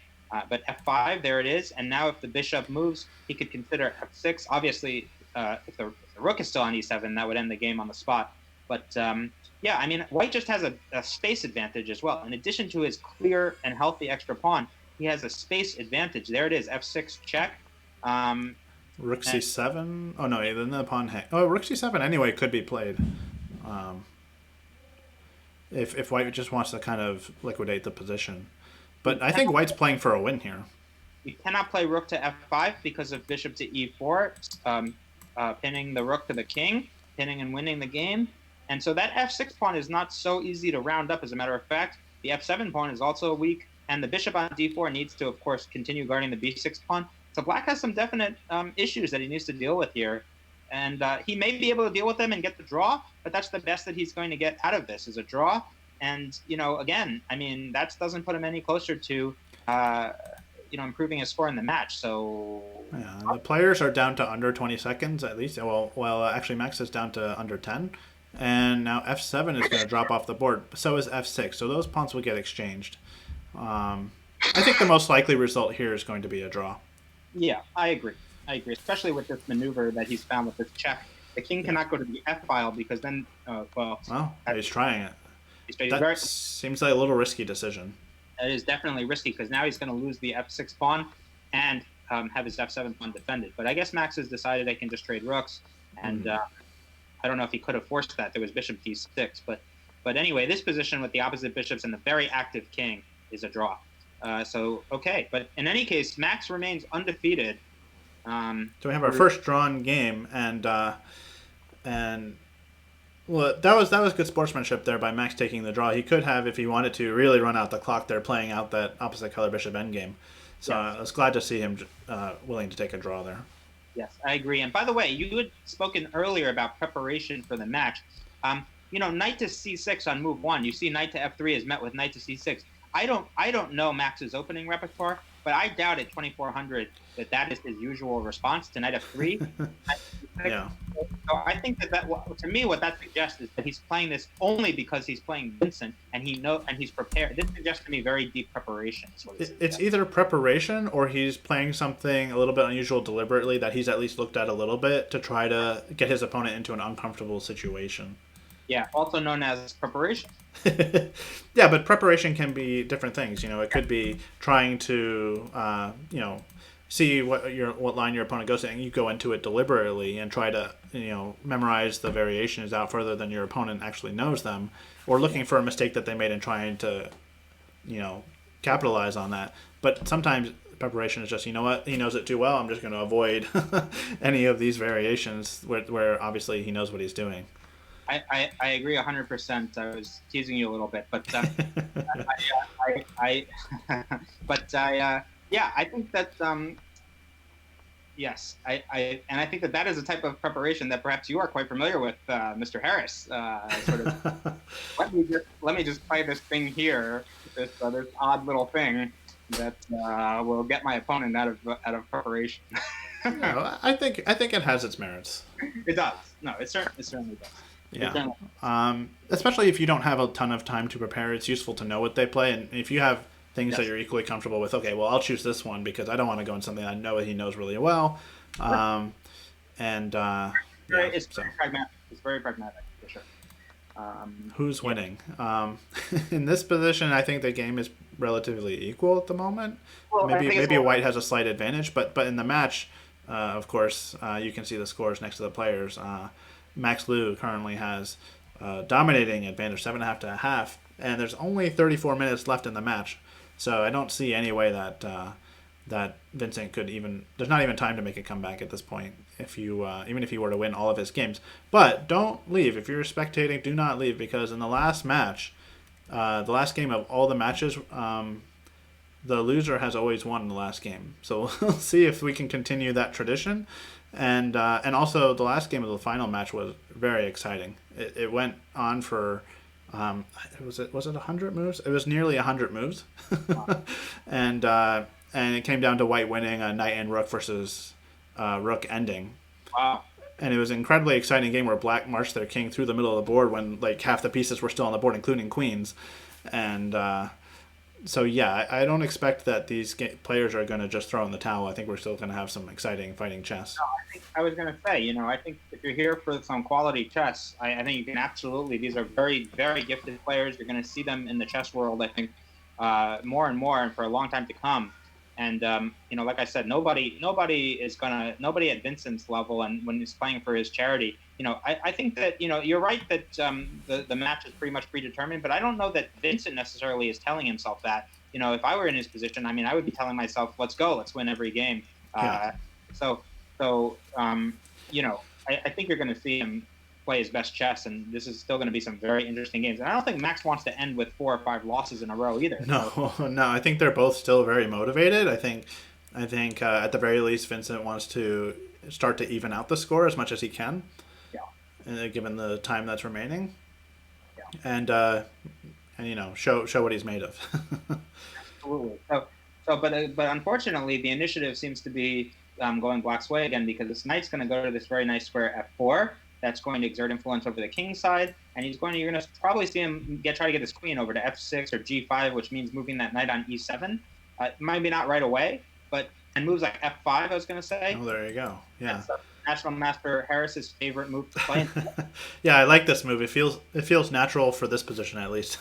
Sometimes I play it in very unnatural positions, but in this position it makes a lot of sense because you're trying to destroy white's center. You're trying to gain space and attack on the king side. Is what black is trying to do. Yeah, but h3 is a good response because now you can't take because of g4 unless you take with the rook and move your rook. Yeah, but okay. Oh, Max is going. He's going for it anyway because if you play g4, what's the response? Knight d4, intermediate move. Knight d4. Very nice. Yeah, but anyway, I was going to say I don't tend to like the move f5 in most positions. This is actually one of the big differences between me and you, I think, in chess, is that you tend to like the move f5 in most situations, and I tend to dislike it. And here, I think, is an example, like where you felt that it was very natural, very good, but I think that white has secured himself. The center with the e4 square is very dominant. The d6 pawn is suddenly very weak. The attack on the king side, I don't see it really being too strong. And so, yes, black has gotten an open f file, and yes, I think black has helped himself a little bit as well. But I think if you want to weigh up the pros and cons, to me, it looks like white has gotten more out of this than black did. So yeah, I think the knight. I mean, I was looking at the knights, and black's knights certainly look very nice posted on d4 and e4, but they're not really working together. And white's knights are working together. They support each other, and the knight on e4 in particular is very strong. It blockades black's center pawn. It attacks the weak pawn on d6, which now white's ganging up on twice. Ooh, did he miss that fork though? Oh, that's going to be painful.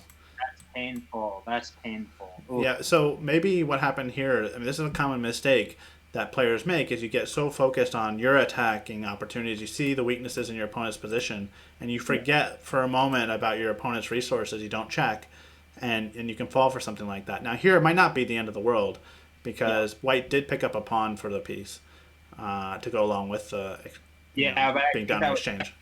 Definitely unintentional. Definitely a blunder. Right? Not what he wanted. That's for sure. Yeah, and that d6 pawn continues to be a chronic weakness. There it goes. And just don't. I think that white. The reason he's still in the game is actually because of that black move f5. Yeah, well, when he played f5, I wasn't anticipating this knight on e4. This knight on e4 just does a great job supporting and attacking the center, blockading black's pieces, and also defending these critical squares around white's king. And black's center has completely disappeared. Yeah, I mean, and that's something that's familiar for anybody who plays like the Sveshnikov variation of the Sicilian e4 c5 knight f3 knight c6 d4. It's very often in that line and I played that for quite a while, where you see black was playing f5 all the time, but then white is clamping down with a knight on e4, and it's just very often the case that knight on e4 is just worth its weight in gold. I like what Max did on the last move, getting the bishop. That bishop wasn't doing anything on e8, so he plays it to g6 and threatens to perhaps trade it for the knight that was on e4. And wow, we're getting some fireworks here. King can't take because of knight to d3 double check, winning the queen. Yeah, and now black's attack looks like it's coming through. Knight h3 is a huge threat. All over. Also, queen takes g2. It's all over. Is it over? Yeah, it's over. I think it's over. Rook g2. Rook g2 is mate, and yes. So oh Mac, my goodness. To Mac, just. Oh, that attack just came out of nowhere, but both players were under time pressure, huge time pressure. Yeah, but Max is really very lopsided. Max is really just shown a dominating performance here, extremely impressive. And like I said, I mean, I think for anybody who's watching out there, I think it just goes to show that chess is a very complicated game, and we try to simplify our understanding of it sometimes with certain metrics. So we say, well, look at their ratings. That'll tell you. If you look at somebody's rating, you'll know who's better. I think that that works. The ratings are fairly accurate, I think, most of the time, and I think it's impressive that I think his name was Arpad. That Arpad Elo invented the Elo system, and I think he did a good job. But if you want to really understand what's going on, you have to do the harder work of understanding the move and the quality of the moves themselves. So the rating doesn't say everything. And we have an interesting position though, because Matt gave up his 2 bishops very early in order to give a doubled pawn to Black.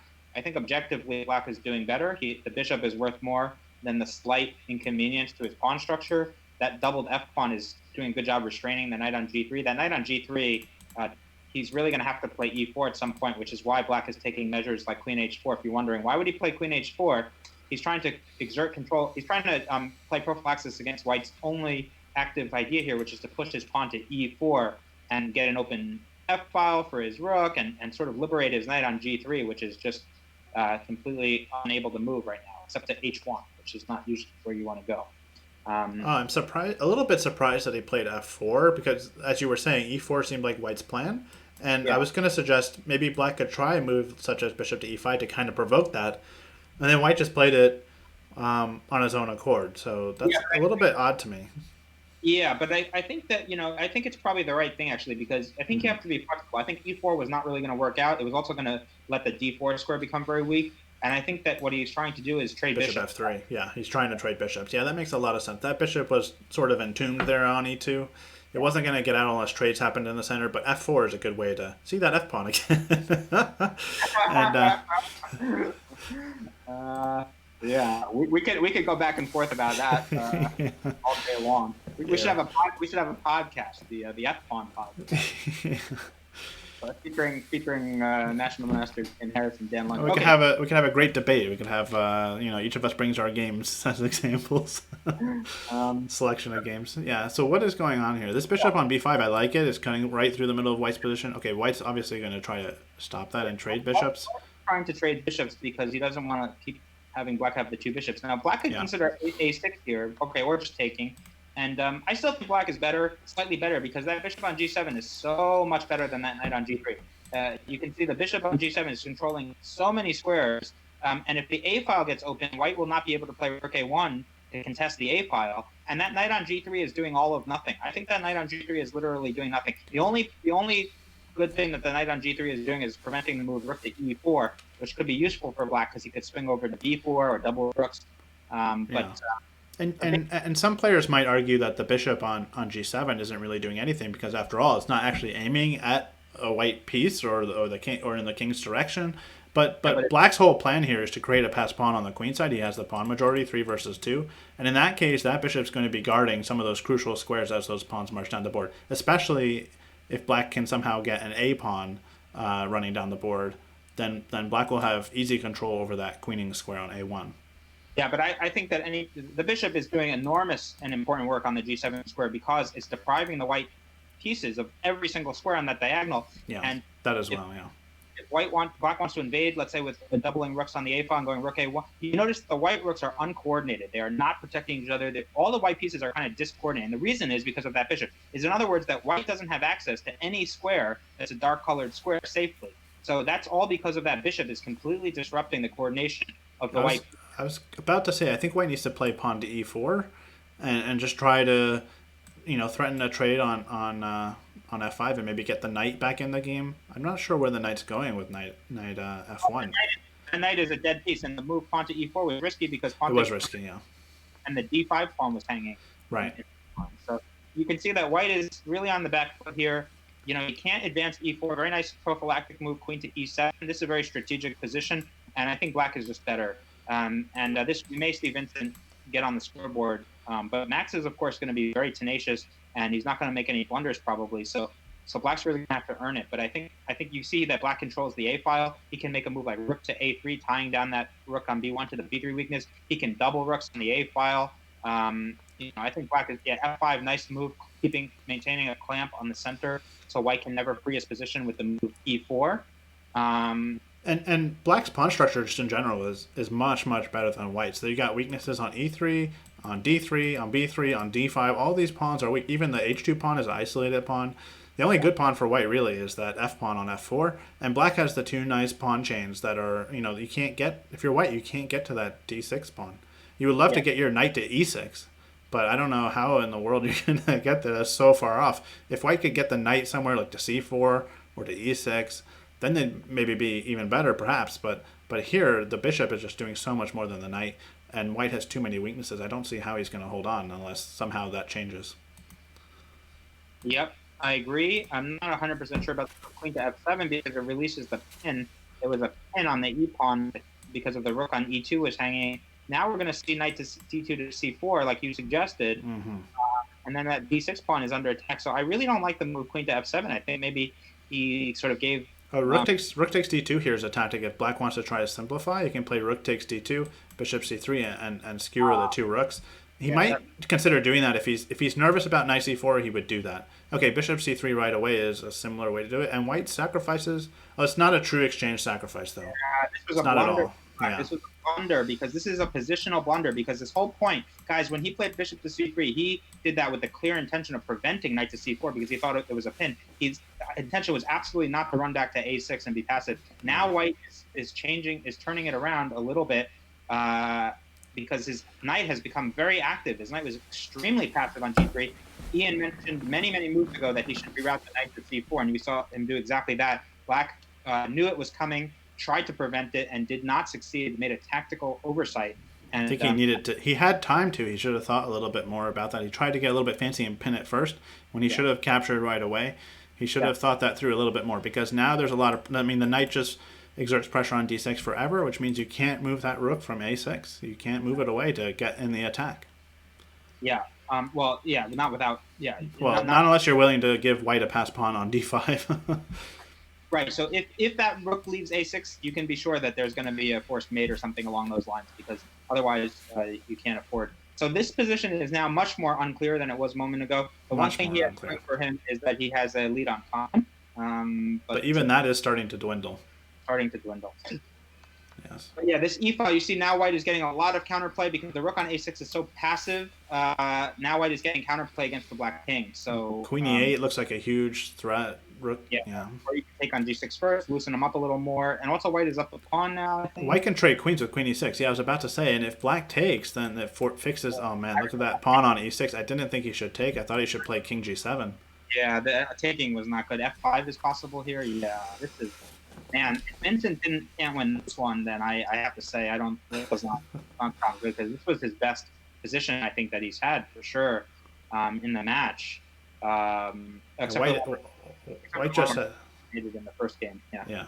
White just has too many threats here. I mean, if the pawn advances to f6, white should just play f6 here, I think, and black's king is not going to defend very well. Yeah, e7 is a huge threat. Yeah, and over e7 and knight takes d6. Check. And the knight becomes the MVP at the end of the game. That knight that was stuck on g3 is getting in the game now. It's delivering the killer blow. If black had gone to either square, wow.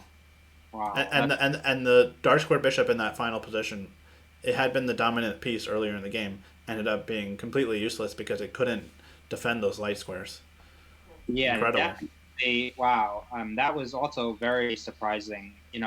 Again, players of this level, you rarely see somebody let the knight, become. There was so many opportunities to make sure that didn't happen. But yeah, of course, that knight became. And this is a Catalan opening. This is actually a variation I've been studying recently, although not with knight to c6. So interesting. But yeah, I think we're going to see maybe the move e5 at some point to try to break down the white center. White has, of course, the better center, but he's temporarily sacrificed a pawn, and also his bishop on c1 is a little bit weak. But yeah, so black is basically, this is a contest between having an extra pawn versus having the center. But yeah, knight e5, very typical move for the Catalan, and knight d5 maybe from black to prevent. That might be forced in this position because otherwise, how else would you defend your knight on c6? You can take on e5 and sack the exchange. You can play knight e5, bishop takes rook, and then something like knight to d3, or possibly even queen takes rook. Yeah, that's what he's doing. Yeah, I think in that position I like queen takes rook because then you start to notice the weaknesses on the white squares in white's position, and perhaps you could argue black also has the bishop pair, like the bishop can come to c6, and try to invade on white's weak light squares. So I think white is e4 might be a pretty good move because he's trying to shut that down. Yeah, although now the knight is going to be able to sit happily on d3. Yeah, that knight's not going anywhere, is it? Yeah, and that bishop to c6 move is what you suggested. But yeah, b3 is a very good move, absolutely necessary move to undermine somewhat undermine the structure there. But the d3 knight, yeah, so it's a little bit weaker than it would have been had black. Black is going to have to isolate his c pawns. So a very unbalanced game, very double-edged. I mean, it's probably what Vincent needs. Yes. At this point. Yeah. Yes, but he's got a couple games in here. Yeah. Now I'm rooting for Vincent. I mean, he's got to get a win. Come on, Vincent. I mean, I wasn't rooting for anybody in particular in the beginning, but now I got to root for the underdog here. And he's had a rough go these first games, but I want to see him get on the board. Yeah, it has definitely been very, very rough going for him. I mean, I think it probably all started with that blundering mate in the first game, set the tone, and very hard to recover from, because actually that position he had played very well. It was a really tit for tat kind of game where Black was playing very aggressively h5, g5, h4, and Vincent was answering very dynamically and very really fighting for the tempos. And I think he was finally emerging ahead from all those complications, and then boom, he was mated on the spot in one move. And I think that's just a very difficult, and that makes these matches difficult in a way that's different from just playing different people one after another, because you have to go back and face the same person. You just work so hard to get an advantage, and then it was just blown in one move, and it is very discouraging, I think, psychologically for that guy. Okay, so I agree 100% with everything you just said. And Black is doing exactly what they should be doing here. They're invading on the white squares. The queen and bishop are beautiful together, and the knight is coming to f3 on the next move. And I think white might be busted here. I was about to say, this is like game over. Look at the complete lack of coordination of the white pieces. Everyone is on the first rank, and I just completely dominated. I mean, literally knight f3. You can't even play pawn to f3, probably because bishop to c5 will come at some moment, and well, you can't allow knight f3. I think maybe you can play f4 and try to survive that way, but yeah, this is. You have to try this, but this is terrible. This is just absolutely. You want your king to be able to run to f2, but bishop c5 is going to come. Let's say bishop, takes away the f2 square as an escape square. I think it's just over. And you might see Max just sit there and think it through and calculate to the end, because why not? He can run the clock and win the game. So that's the thing about when you sacrifice the exchange. It's a lot easier to do it when it's earlier in the game, because the rooks take a long time to get involved in the play. And you can see here white's rooks are not, especially the rook on a1, are not really involved. And meanwhile, black has their minor pieces are out on the board, they're attacking. And so, if this dragged on to an endgame, perhaps, white will have the advantage with the extra rook. But it doesn't look like it's going to make it that far. Yeah, I think that's a very wise observation. The minor pieces tend to be better earlier on, and then the rooks become more powerful as the positions open up and we get to an ending. By the way, I just add some context that there was a world champion who was particularly famous for always sacrificing the exchange.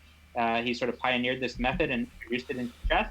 And I believe it was the sixth world champion. His name was Tigran Trojan. Many, many games of his where he sacrificed the exchange, at least 10 or so famous ones. And there's a book by Grandmaster Sergei Kasparov. No, somebody said it in the chat right before you said it. Wow. Very nice, NM Yang 52. He said Kasparov. He had typed it out before you could say it. Wow, I'm impressed. Not Gary Kasparov, but Sergei Kasparov is a Belarusian grandmaster around 2,500 FIDE, and he wrote a book called The Exchange Sacrifice or something like that in chess, which has a lot of Petrosian games and also games from the 60s, a lot of classic games if you're interested in those, and they're analyzed from the perspective of the exchange sacrifice. So it's definitely not something that it has now become part of the sort of repertoire of techniques in chess. It's not something that that Max is just coming up out of thin air. I was also going to say that the one move ago, before bishop takes the knight on d1, if you just look at this position after white played queen b2 on move 22, look at the coordination between black's pieces. It's beautiful. This is, and the discoordination between white's pieces, the contrast there is just really something to look at. This is the type of game that I would use to teach my students, about how important it is. Okay, I actually missed the mate, so let's go back. Oh, I can't go back. Sorry, but that was an inevitable finish. Black won that game. Come check on the H file, Queen H4, and it was all over. And yeah, we can see Max is starting to loosen his standards on the opening a little bit. Mm-hmm. But yeah, we're gonna get another one of these fianchetto positions. But wow, yeah, this is called the Vant. According to chess.com, this is called the Vant Cruise opening. So, I've been playing chess for 30 years. When you have never even heard of something, then you know that you are seeing something pretty strange. Yeah. I mean, as often with some of these strange starts, it transposes into something somewhat normal. So this resembles a Queen's Gambit. A little bit like Fischer random chess in the sense that yeah. It starts off really weird and then it always sort of ends up, But wow, I mean, this has got to be the most of all of the main events. This is has to be the most dominant performance. Yeah, the last two matches also saw dominating performances, and the end result was never really quite in doubt. But yes, this is, all the players have managed to win, so I'd be, that's why I'm rooting for Vincent here. I want him to get at least a game or two in here before time runs out. So the games, even though there's not time for him to make a comeback, the games will continue until 5 o'clock. And even if there is 1 minute remaining at the end, after the players finish a game, they'll start another game. So we still have, at least 11 minutes of exciting chess on our hands here. Absolutely. Yeah. I mean, that last game, anybody who's thinking of not sticking around, like for me, that last game was very interesting. Like you said, it's like a good game to show during lessons. They're sacrificing the exchange for compensation. It wasn't an immediate, attack or an immediate mate, but there was just general compensation with the weakness of the squares. And that's something that everybody's chess can improve from. I mean, these are still 2,400. These are very strong players, and the concepts that they're employing and the way that they're playing chess is something that all of us can learn from, and find interesting and entertaining. So, and here we go. We see knight a4. Some of you have been taught that knight's on the rim, but now we can see why everybody is trying to go after those bishops. Bishops are just so important. They're much better than knights, so that's why he's even willing to put his knight on a4 just for a chance of getting swapping off one of those delicious bishops. Just for the chance. That idiosyncrasy of mine is apparently shared by many other players. But yeah, and I mean, these openings, like I said, are fairly slow developing. Usually whoever gets their rooks to the center first will have a little bit of an advantage. Looks like rook c8 is a nice move, normal move. The rook on a1 is a little bit tied down maybe to the a3 pawn. So it looks like black has a slightly better position to me. His queen is more active. Okay, so now if bishop takes pawn on a3, there's rook back to a1 with the pin. So, but he's going to have to keep an eye on that a pawn down the stretch. Yeah, and on the other hand, white's a pawn black's a pawn is very safe on a7. And with queen, that move queen h5 is interesting because that queen was not, I didn't think it was in any danger on a5. You didn't have to switch sides. And this kind of indicates to me that black's gearing up for an attack. He's going to combine his bishop on b7. Knight e5 is in the air. The knight on f3 is, sort of pinned almost. Black just needs to coordinate somehow and start his attack on the king here. Yeah, I think next move is going to be knight g4 maybe, and there's going to be a threat of bishop takes f3 and queen takes h2. The knight from g4, if it gets kicked, could maybe go to e5 in some cases. And the bishop on e7 might want to come out to f6 to contest the long diagonal. So I think that he's got a certain setup of his certain configuration of his pieces that he kind of has in mind. And in blitz, a lot of times once you have a certain configuration in mind, you don't go into too much detail. So knight to g4, I think he only has to calculate that he has an answer to h3. Let's say knight g4, h3 is probably forced and more or less forced. Okay, bishop f3 first makes sense too. Yeah, that's probably even better. Although now I have to say, I was going to say if he didn't have knight to c4 right away, then I don't think that damage he did to the pawn structure is really worth it. But if he can recover the bishop pair right away, because if it was going to be the bishop pair, then I think the bishop pair would have been better. But he immediately gets that bishop back, and now probably black is definitely should not be worse. Although that a pawn, how are we going to deal with that a pawn? Because if we change the rooks and then deal with the a pawn, then the white pieces are very active. Yeah, that rook is going to come to c7. Can we play rook to b8 right now? Pin the knight. Yeah, rook b8. That's a very good active defending move, like we were talking about in the first game. Yep. Bishop e5 is smart. By the way, Anonymous 1962 points out that the widest margin of the past matches has been +7. That I think both the last two matches finished. The final score, the winner was +7. An impressive margin, but it looks like Max Liu is going to one-up them. And it was not an undefeated margin, is that? No, not undefeated either. Yeah. But that's wow. This is very, very surprising, in spite of everything that we've been saying. It is quite surprising that people with plus ratings would have such a wide margin. But again, I think that's why chess is just more complex than what the ratings can tell you. You have to play the moves, and So so white is definitely better here. There's no question. His pieces are much more active. The damage to his pawn structure is not being felt at all in the position. There's absolutely no way to exploit that, or no way to even make that into a factor at the moment. Of course, black is up a lot on time, but they have to get their pieces in the game somehow, and it's not easy to do. Yeah. Although knight d7 is a good move because the bishop doesn't really want to go all the way back to g3, I think. But I put it back on g3, and then a6 is still hanging, and rook c7 is a possible move. I don't see what black's... I mean, you can put your knight... No, you can't play knight b8 because the bishop takes, and then rook takes a6. So I don't... Yeah. Oh, maybe knight c5 is the move. Maybe that's what he wants to play. Yeah, knight c5. And defend, but also, again, attacking the pawn on a4. But, yeah, I mean, this is... it's barely holding... It feels like it's shaky for black, right? It's barely holding together. One piece gets dislodged, and the whole thing collapses. Yeah, it's like Jenga, It's like these crane accidents that my youngest he's into. He likes to watch these crane accidents on YouTube, and it's just like one little kink in the crane, and the whole thing comes tumbling down. Very nice. So that's how I spend my days when I'm not doing chess, just watching crane accidents endlessly. Very nice. So I think white definitely holds the initiative in the position. There's no question about it. Black is very passive. Rook a8 is the most passive square for the rook. It is the square that has the least potential to do any damage to the white position. Knight e5 is a move, but bishop e5. Yeah, that bishop I was saying on g3, I didn't love it initially when I had to go there, so it makes sense to reroute it to d4, maybe to b6. Make sure that a5 pawn is just completely secured before going after the... that bishop would love to get to b6. It would love to get to b6 because then it protects his pawn, it guards squares down to d8 in black's position, it protects back near his king. So I'm not sure exactly where he's going with c3, though. Well, maybe that he's trying to restrict the black knight from going to b4 to Stop d5. the knight, yeah.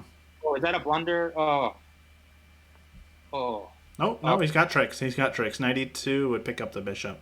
And Max got to 1 second when he made that move. Oh, jeez. Yeah, the time pressure for white here. Got to keep an eye on white's clock.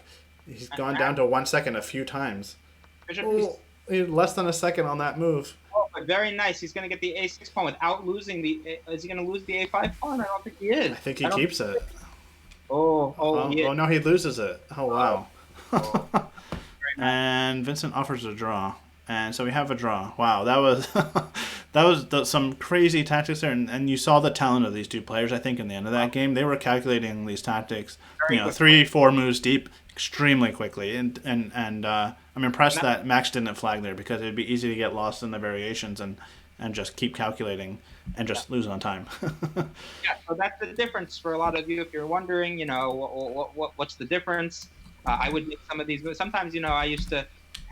Look at some games, and I knew some players. They'd always say, back in my chess club when I was growing up, they'd always say, "Well, those are the moves I would make." And but the thing is, are you going to make it that quickly? That's the question. Sometimes we do make the same moves, but it's just a difference of the speed in which we can make the moves. So this is likely going to be our last game. There's only 3 minutes left in the match, and the players have 6 minutes on the clock plus the increment. So unless this game finishes really quickly, then this will be the last game. It's the last chance for Vincent to get a win.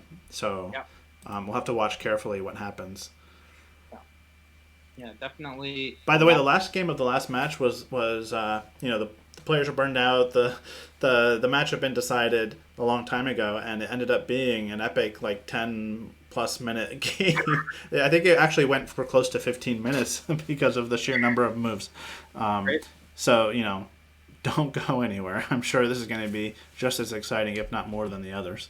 Well, we can see that Max obviously is not burned out. He is going for an immediate attack against the White King. He's threatening e4 and then f3. He is generating an enormous attack very quickly right out of the opening. So, this is don't hang on to your hat. Ruthless. Yeah, absolutely ruthless. Just absolutely 100% ruthless. I keep talking about these interviews because I've been getting really into these interviews, and I was listening to Vladimir Kramnik talk about his match with Kasparov, and he said at one point he could tell Kasparov would come to the game because he was using all of his rest days to prepare instead of to rest. He said Kasparov would come to the game with these bags under his eyes, he was just completely off. And I was thinking, you have to have a certain, like you just said, there has to be a certain ruthlessness to you to you see that your opponent is his health is sagging, and you just, it's like usually if you see somebody, I'm a teacher, right? So if I see a student and they're coming in with bags under their eyes, I try to lessen their workload or help them out. But in chess, chess players are very excited when their opponents or their health is failing and they're suffering. It really is a very, it is a ruthless kind of sport in some ways. It's extremely taxing. You're playing these, especially when you're talking about world championship matches. You're playing for a month or more. A super long, hours-long game every day. That's very taxing on the mind. And in between, of course, you're preparing night and day. So. That's right. Yeah, but that's what I mean. There needs to be, everyone is very impressed, and rightly so, 100% rightly so, with the fact that Bobby Fischer won something like 19 straight games against the absolute elite of the world at the time, and that's 100%. That is one of the most impressive things that's ever been done in chess. But you just to understand that it's not all about the chess. That you need to have a certain kind of personality to be able to watch people. I mean, some of his opponents were being hospitalized in the middle of those matches because they were, and to sort of watch that kind of thing happen with joy, and to just keep hammering them home until their death. All I'm saying is, there is a certain kind of, there's a certain kind of sporting quality that you need for that as well. So that's another part about being very good at chess that is sort of doesn't get talked about as much. So in this position is pretty wild as well, not surprisingly. Black has knight c2 here, attacking the rook and the e3 pawn. Oh no, the e3 pawn is now protected by the queen. Okay, so that tactic didn't work, so he went knight d3 instead. Black is also down 3 pawns at the moment. 3 pawns, yeah, that's not important. I mean, we've seen games where 3 pawns is a lot, but we've seen games where what really matters more often is the initiative and the piece activity. Rook a8 here is attacking the queen and the bishop on a3, so this is the loose pieces thing. Of course, I guess there's queen d4. Probably what he's thinking about, but you're absolutely right that the pawn count is not what's important. The piece activity, of course, for black, and the loose pieces and the uncoordinated pieces, the bishop on a3 unprotected, the knight on c3 unprotected, the rook on 1 in the line of the bishop, the knight on d3 very powerful, but still 3 pawns is just interesting just from a perspective of counting the material. But what about rook a8 here, attacking the queen and then keeping an eye on the bishop on a3? So queen d4 in that position? Yeah, so queen d4 is forced, and then maybe knight takes e5. Knight takes e5 threatens knight takes f3, winning the queen. So I think you can... f3 first, yes, and then knight e5. I think black is going to win because... Very nice. Actually, queen d3 might be... Yeah, because black is winning a piece here because knight e5 threatens to move the knight to f3, whether or not the bishop is there with an attack on the queen. So if bishop takes knight, just knight f3 check, and there's an attack with the bishop to the queen on d4. And don't forget, everybody, that the bishop on a3 is still hanging. So. But wait a minute. If knight takes e5 here, then there's bishop takes a8 in between move. We take that rook. And now so if you go... Yeah, so rook f3 first. Rook takes f3. Oh, jeez. This is just... the tactics here are extremely complex. And but the essential pattern is that the knight needs to get to f3 with check, and the queen is in the line. Basically, if you just look at the position, okay, you need to work out some details, but the problem with white's position is all of his pieces are lined up on one diagonal. and that's E5, D4, C3, and A1. His rook is on A1, his queen, and that diagonal is being occupied by the black bishop. And so now, yeah, that's So why you now, want. materially, black has an extra bishop, but white has all these pawns. But it's not really what he was counting on, I'm sure.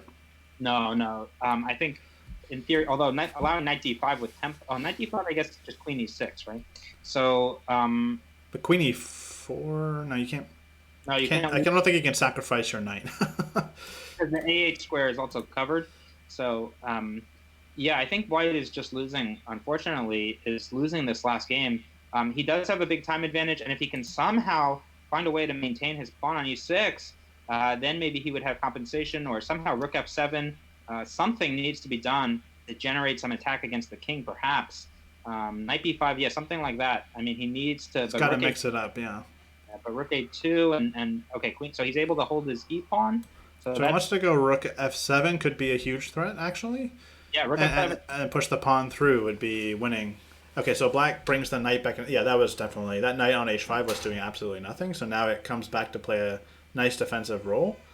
Yeah, consolidate the position. And I think he can afford to take on E6 because he's threatening the E3 pawn. So white doesn't have time to activate his pieces because queen takes E3 is going to lead to very bad stuff for white. Queen B8 is nothing because we have knight to G8. That knight came back just in time to save the day, didn't it? Yeah. Ooh, yeah. This is reminding me of the first game. Yeah, that's not going to work. Queen takes queen. Oh, queen takes queen. Yeah. Okay. That was the last game, you guys. Wow, what a match. Max Liu, tremendous. Okay. So we'll get the players on.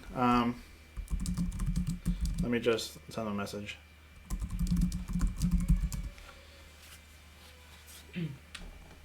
And let's see if we have the players here. Max, are you there? Okay, I don't know if we have Max yet. Max, can you hear me? He probably still has his... Yeah, now I can. Okay, there you are. Yeah, great.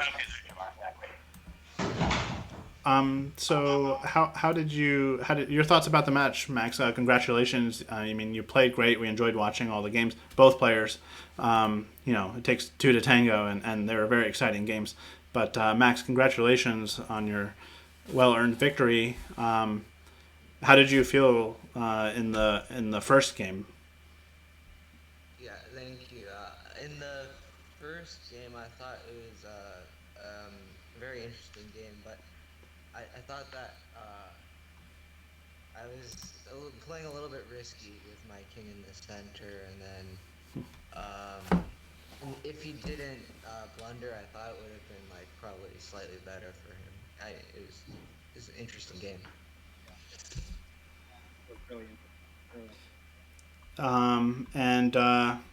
And Vincent, if you're there, if you can hear us. I know it was a tough match, score-wise, but sometimes that kind of stuff happens, I guess, when you get. I know. How did you feel after the first rapid game that missing the checkmate? Did that affect you psychologically, or were you able to try to recover? It seemed like it was difficult. Yeah, I'm pretty sure after the rapid, the match was pretty much done, in a way. Yeah. And congrats, by the way. So I think in the first game, I had a really, really good position. I had the opening, I had the bishop pair, and his king was in the center. And then after queen b2, I thought it was unclear because he was attacking both pawns, and I just didn't see the more important pawn. Right. You got distracted by the threat on b4. Yeah, I was actually trying to calculate some way of playing bishop f4 and then queen takes c6. Yeah. Well, it was a very exciting match, and so because Max, you are our champion for week 5. Let's see. I do need to update the score here quickly. But because you're the champion, there will be the $100 donation to the Food Bank of Lower Fairfield County. So congratulations once again, and thank you to all the players that came out. Thank you to Dan for co-commentating. That was fun, as usual. And thank you to everybody that came out to watch. We do have, Dan, any last thoughts on the match? Guys, that was really exciting chess. All from the first game. The first game was set the pace. I mean, it's so exciting to watch that. So thank you guys for such an exciting match. We appreciate it. Every game was so wild. I mean, like, we could ask you guys questions about it for like forever. There were so many interesting games. So you certainly didn't fail to entertain. So thank you again for that. And just so let me see here. So we have before you go, some of our upcoming events we'd like to let you know about. Next Sunday, we take a break from our main event matches, but we do have, we won't be gone. We'll be here, and we'll be doing some commentary on our match. The Chess Club of Fairfield County will be playing against the one of the other main chess clubs in Connecticut, the New Britain Chess Club, the Heart of Connecticut Chess. And in a match, a team match, there'll be 8 players per team. We'll be playing 2 games each. 30-minute time control, so we'll be able to dive a little bit deeper into some of the tactics in the games.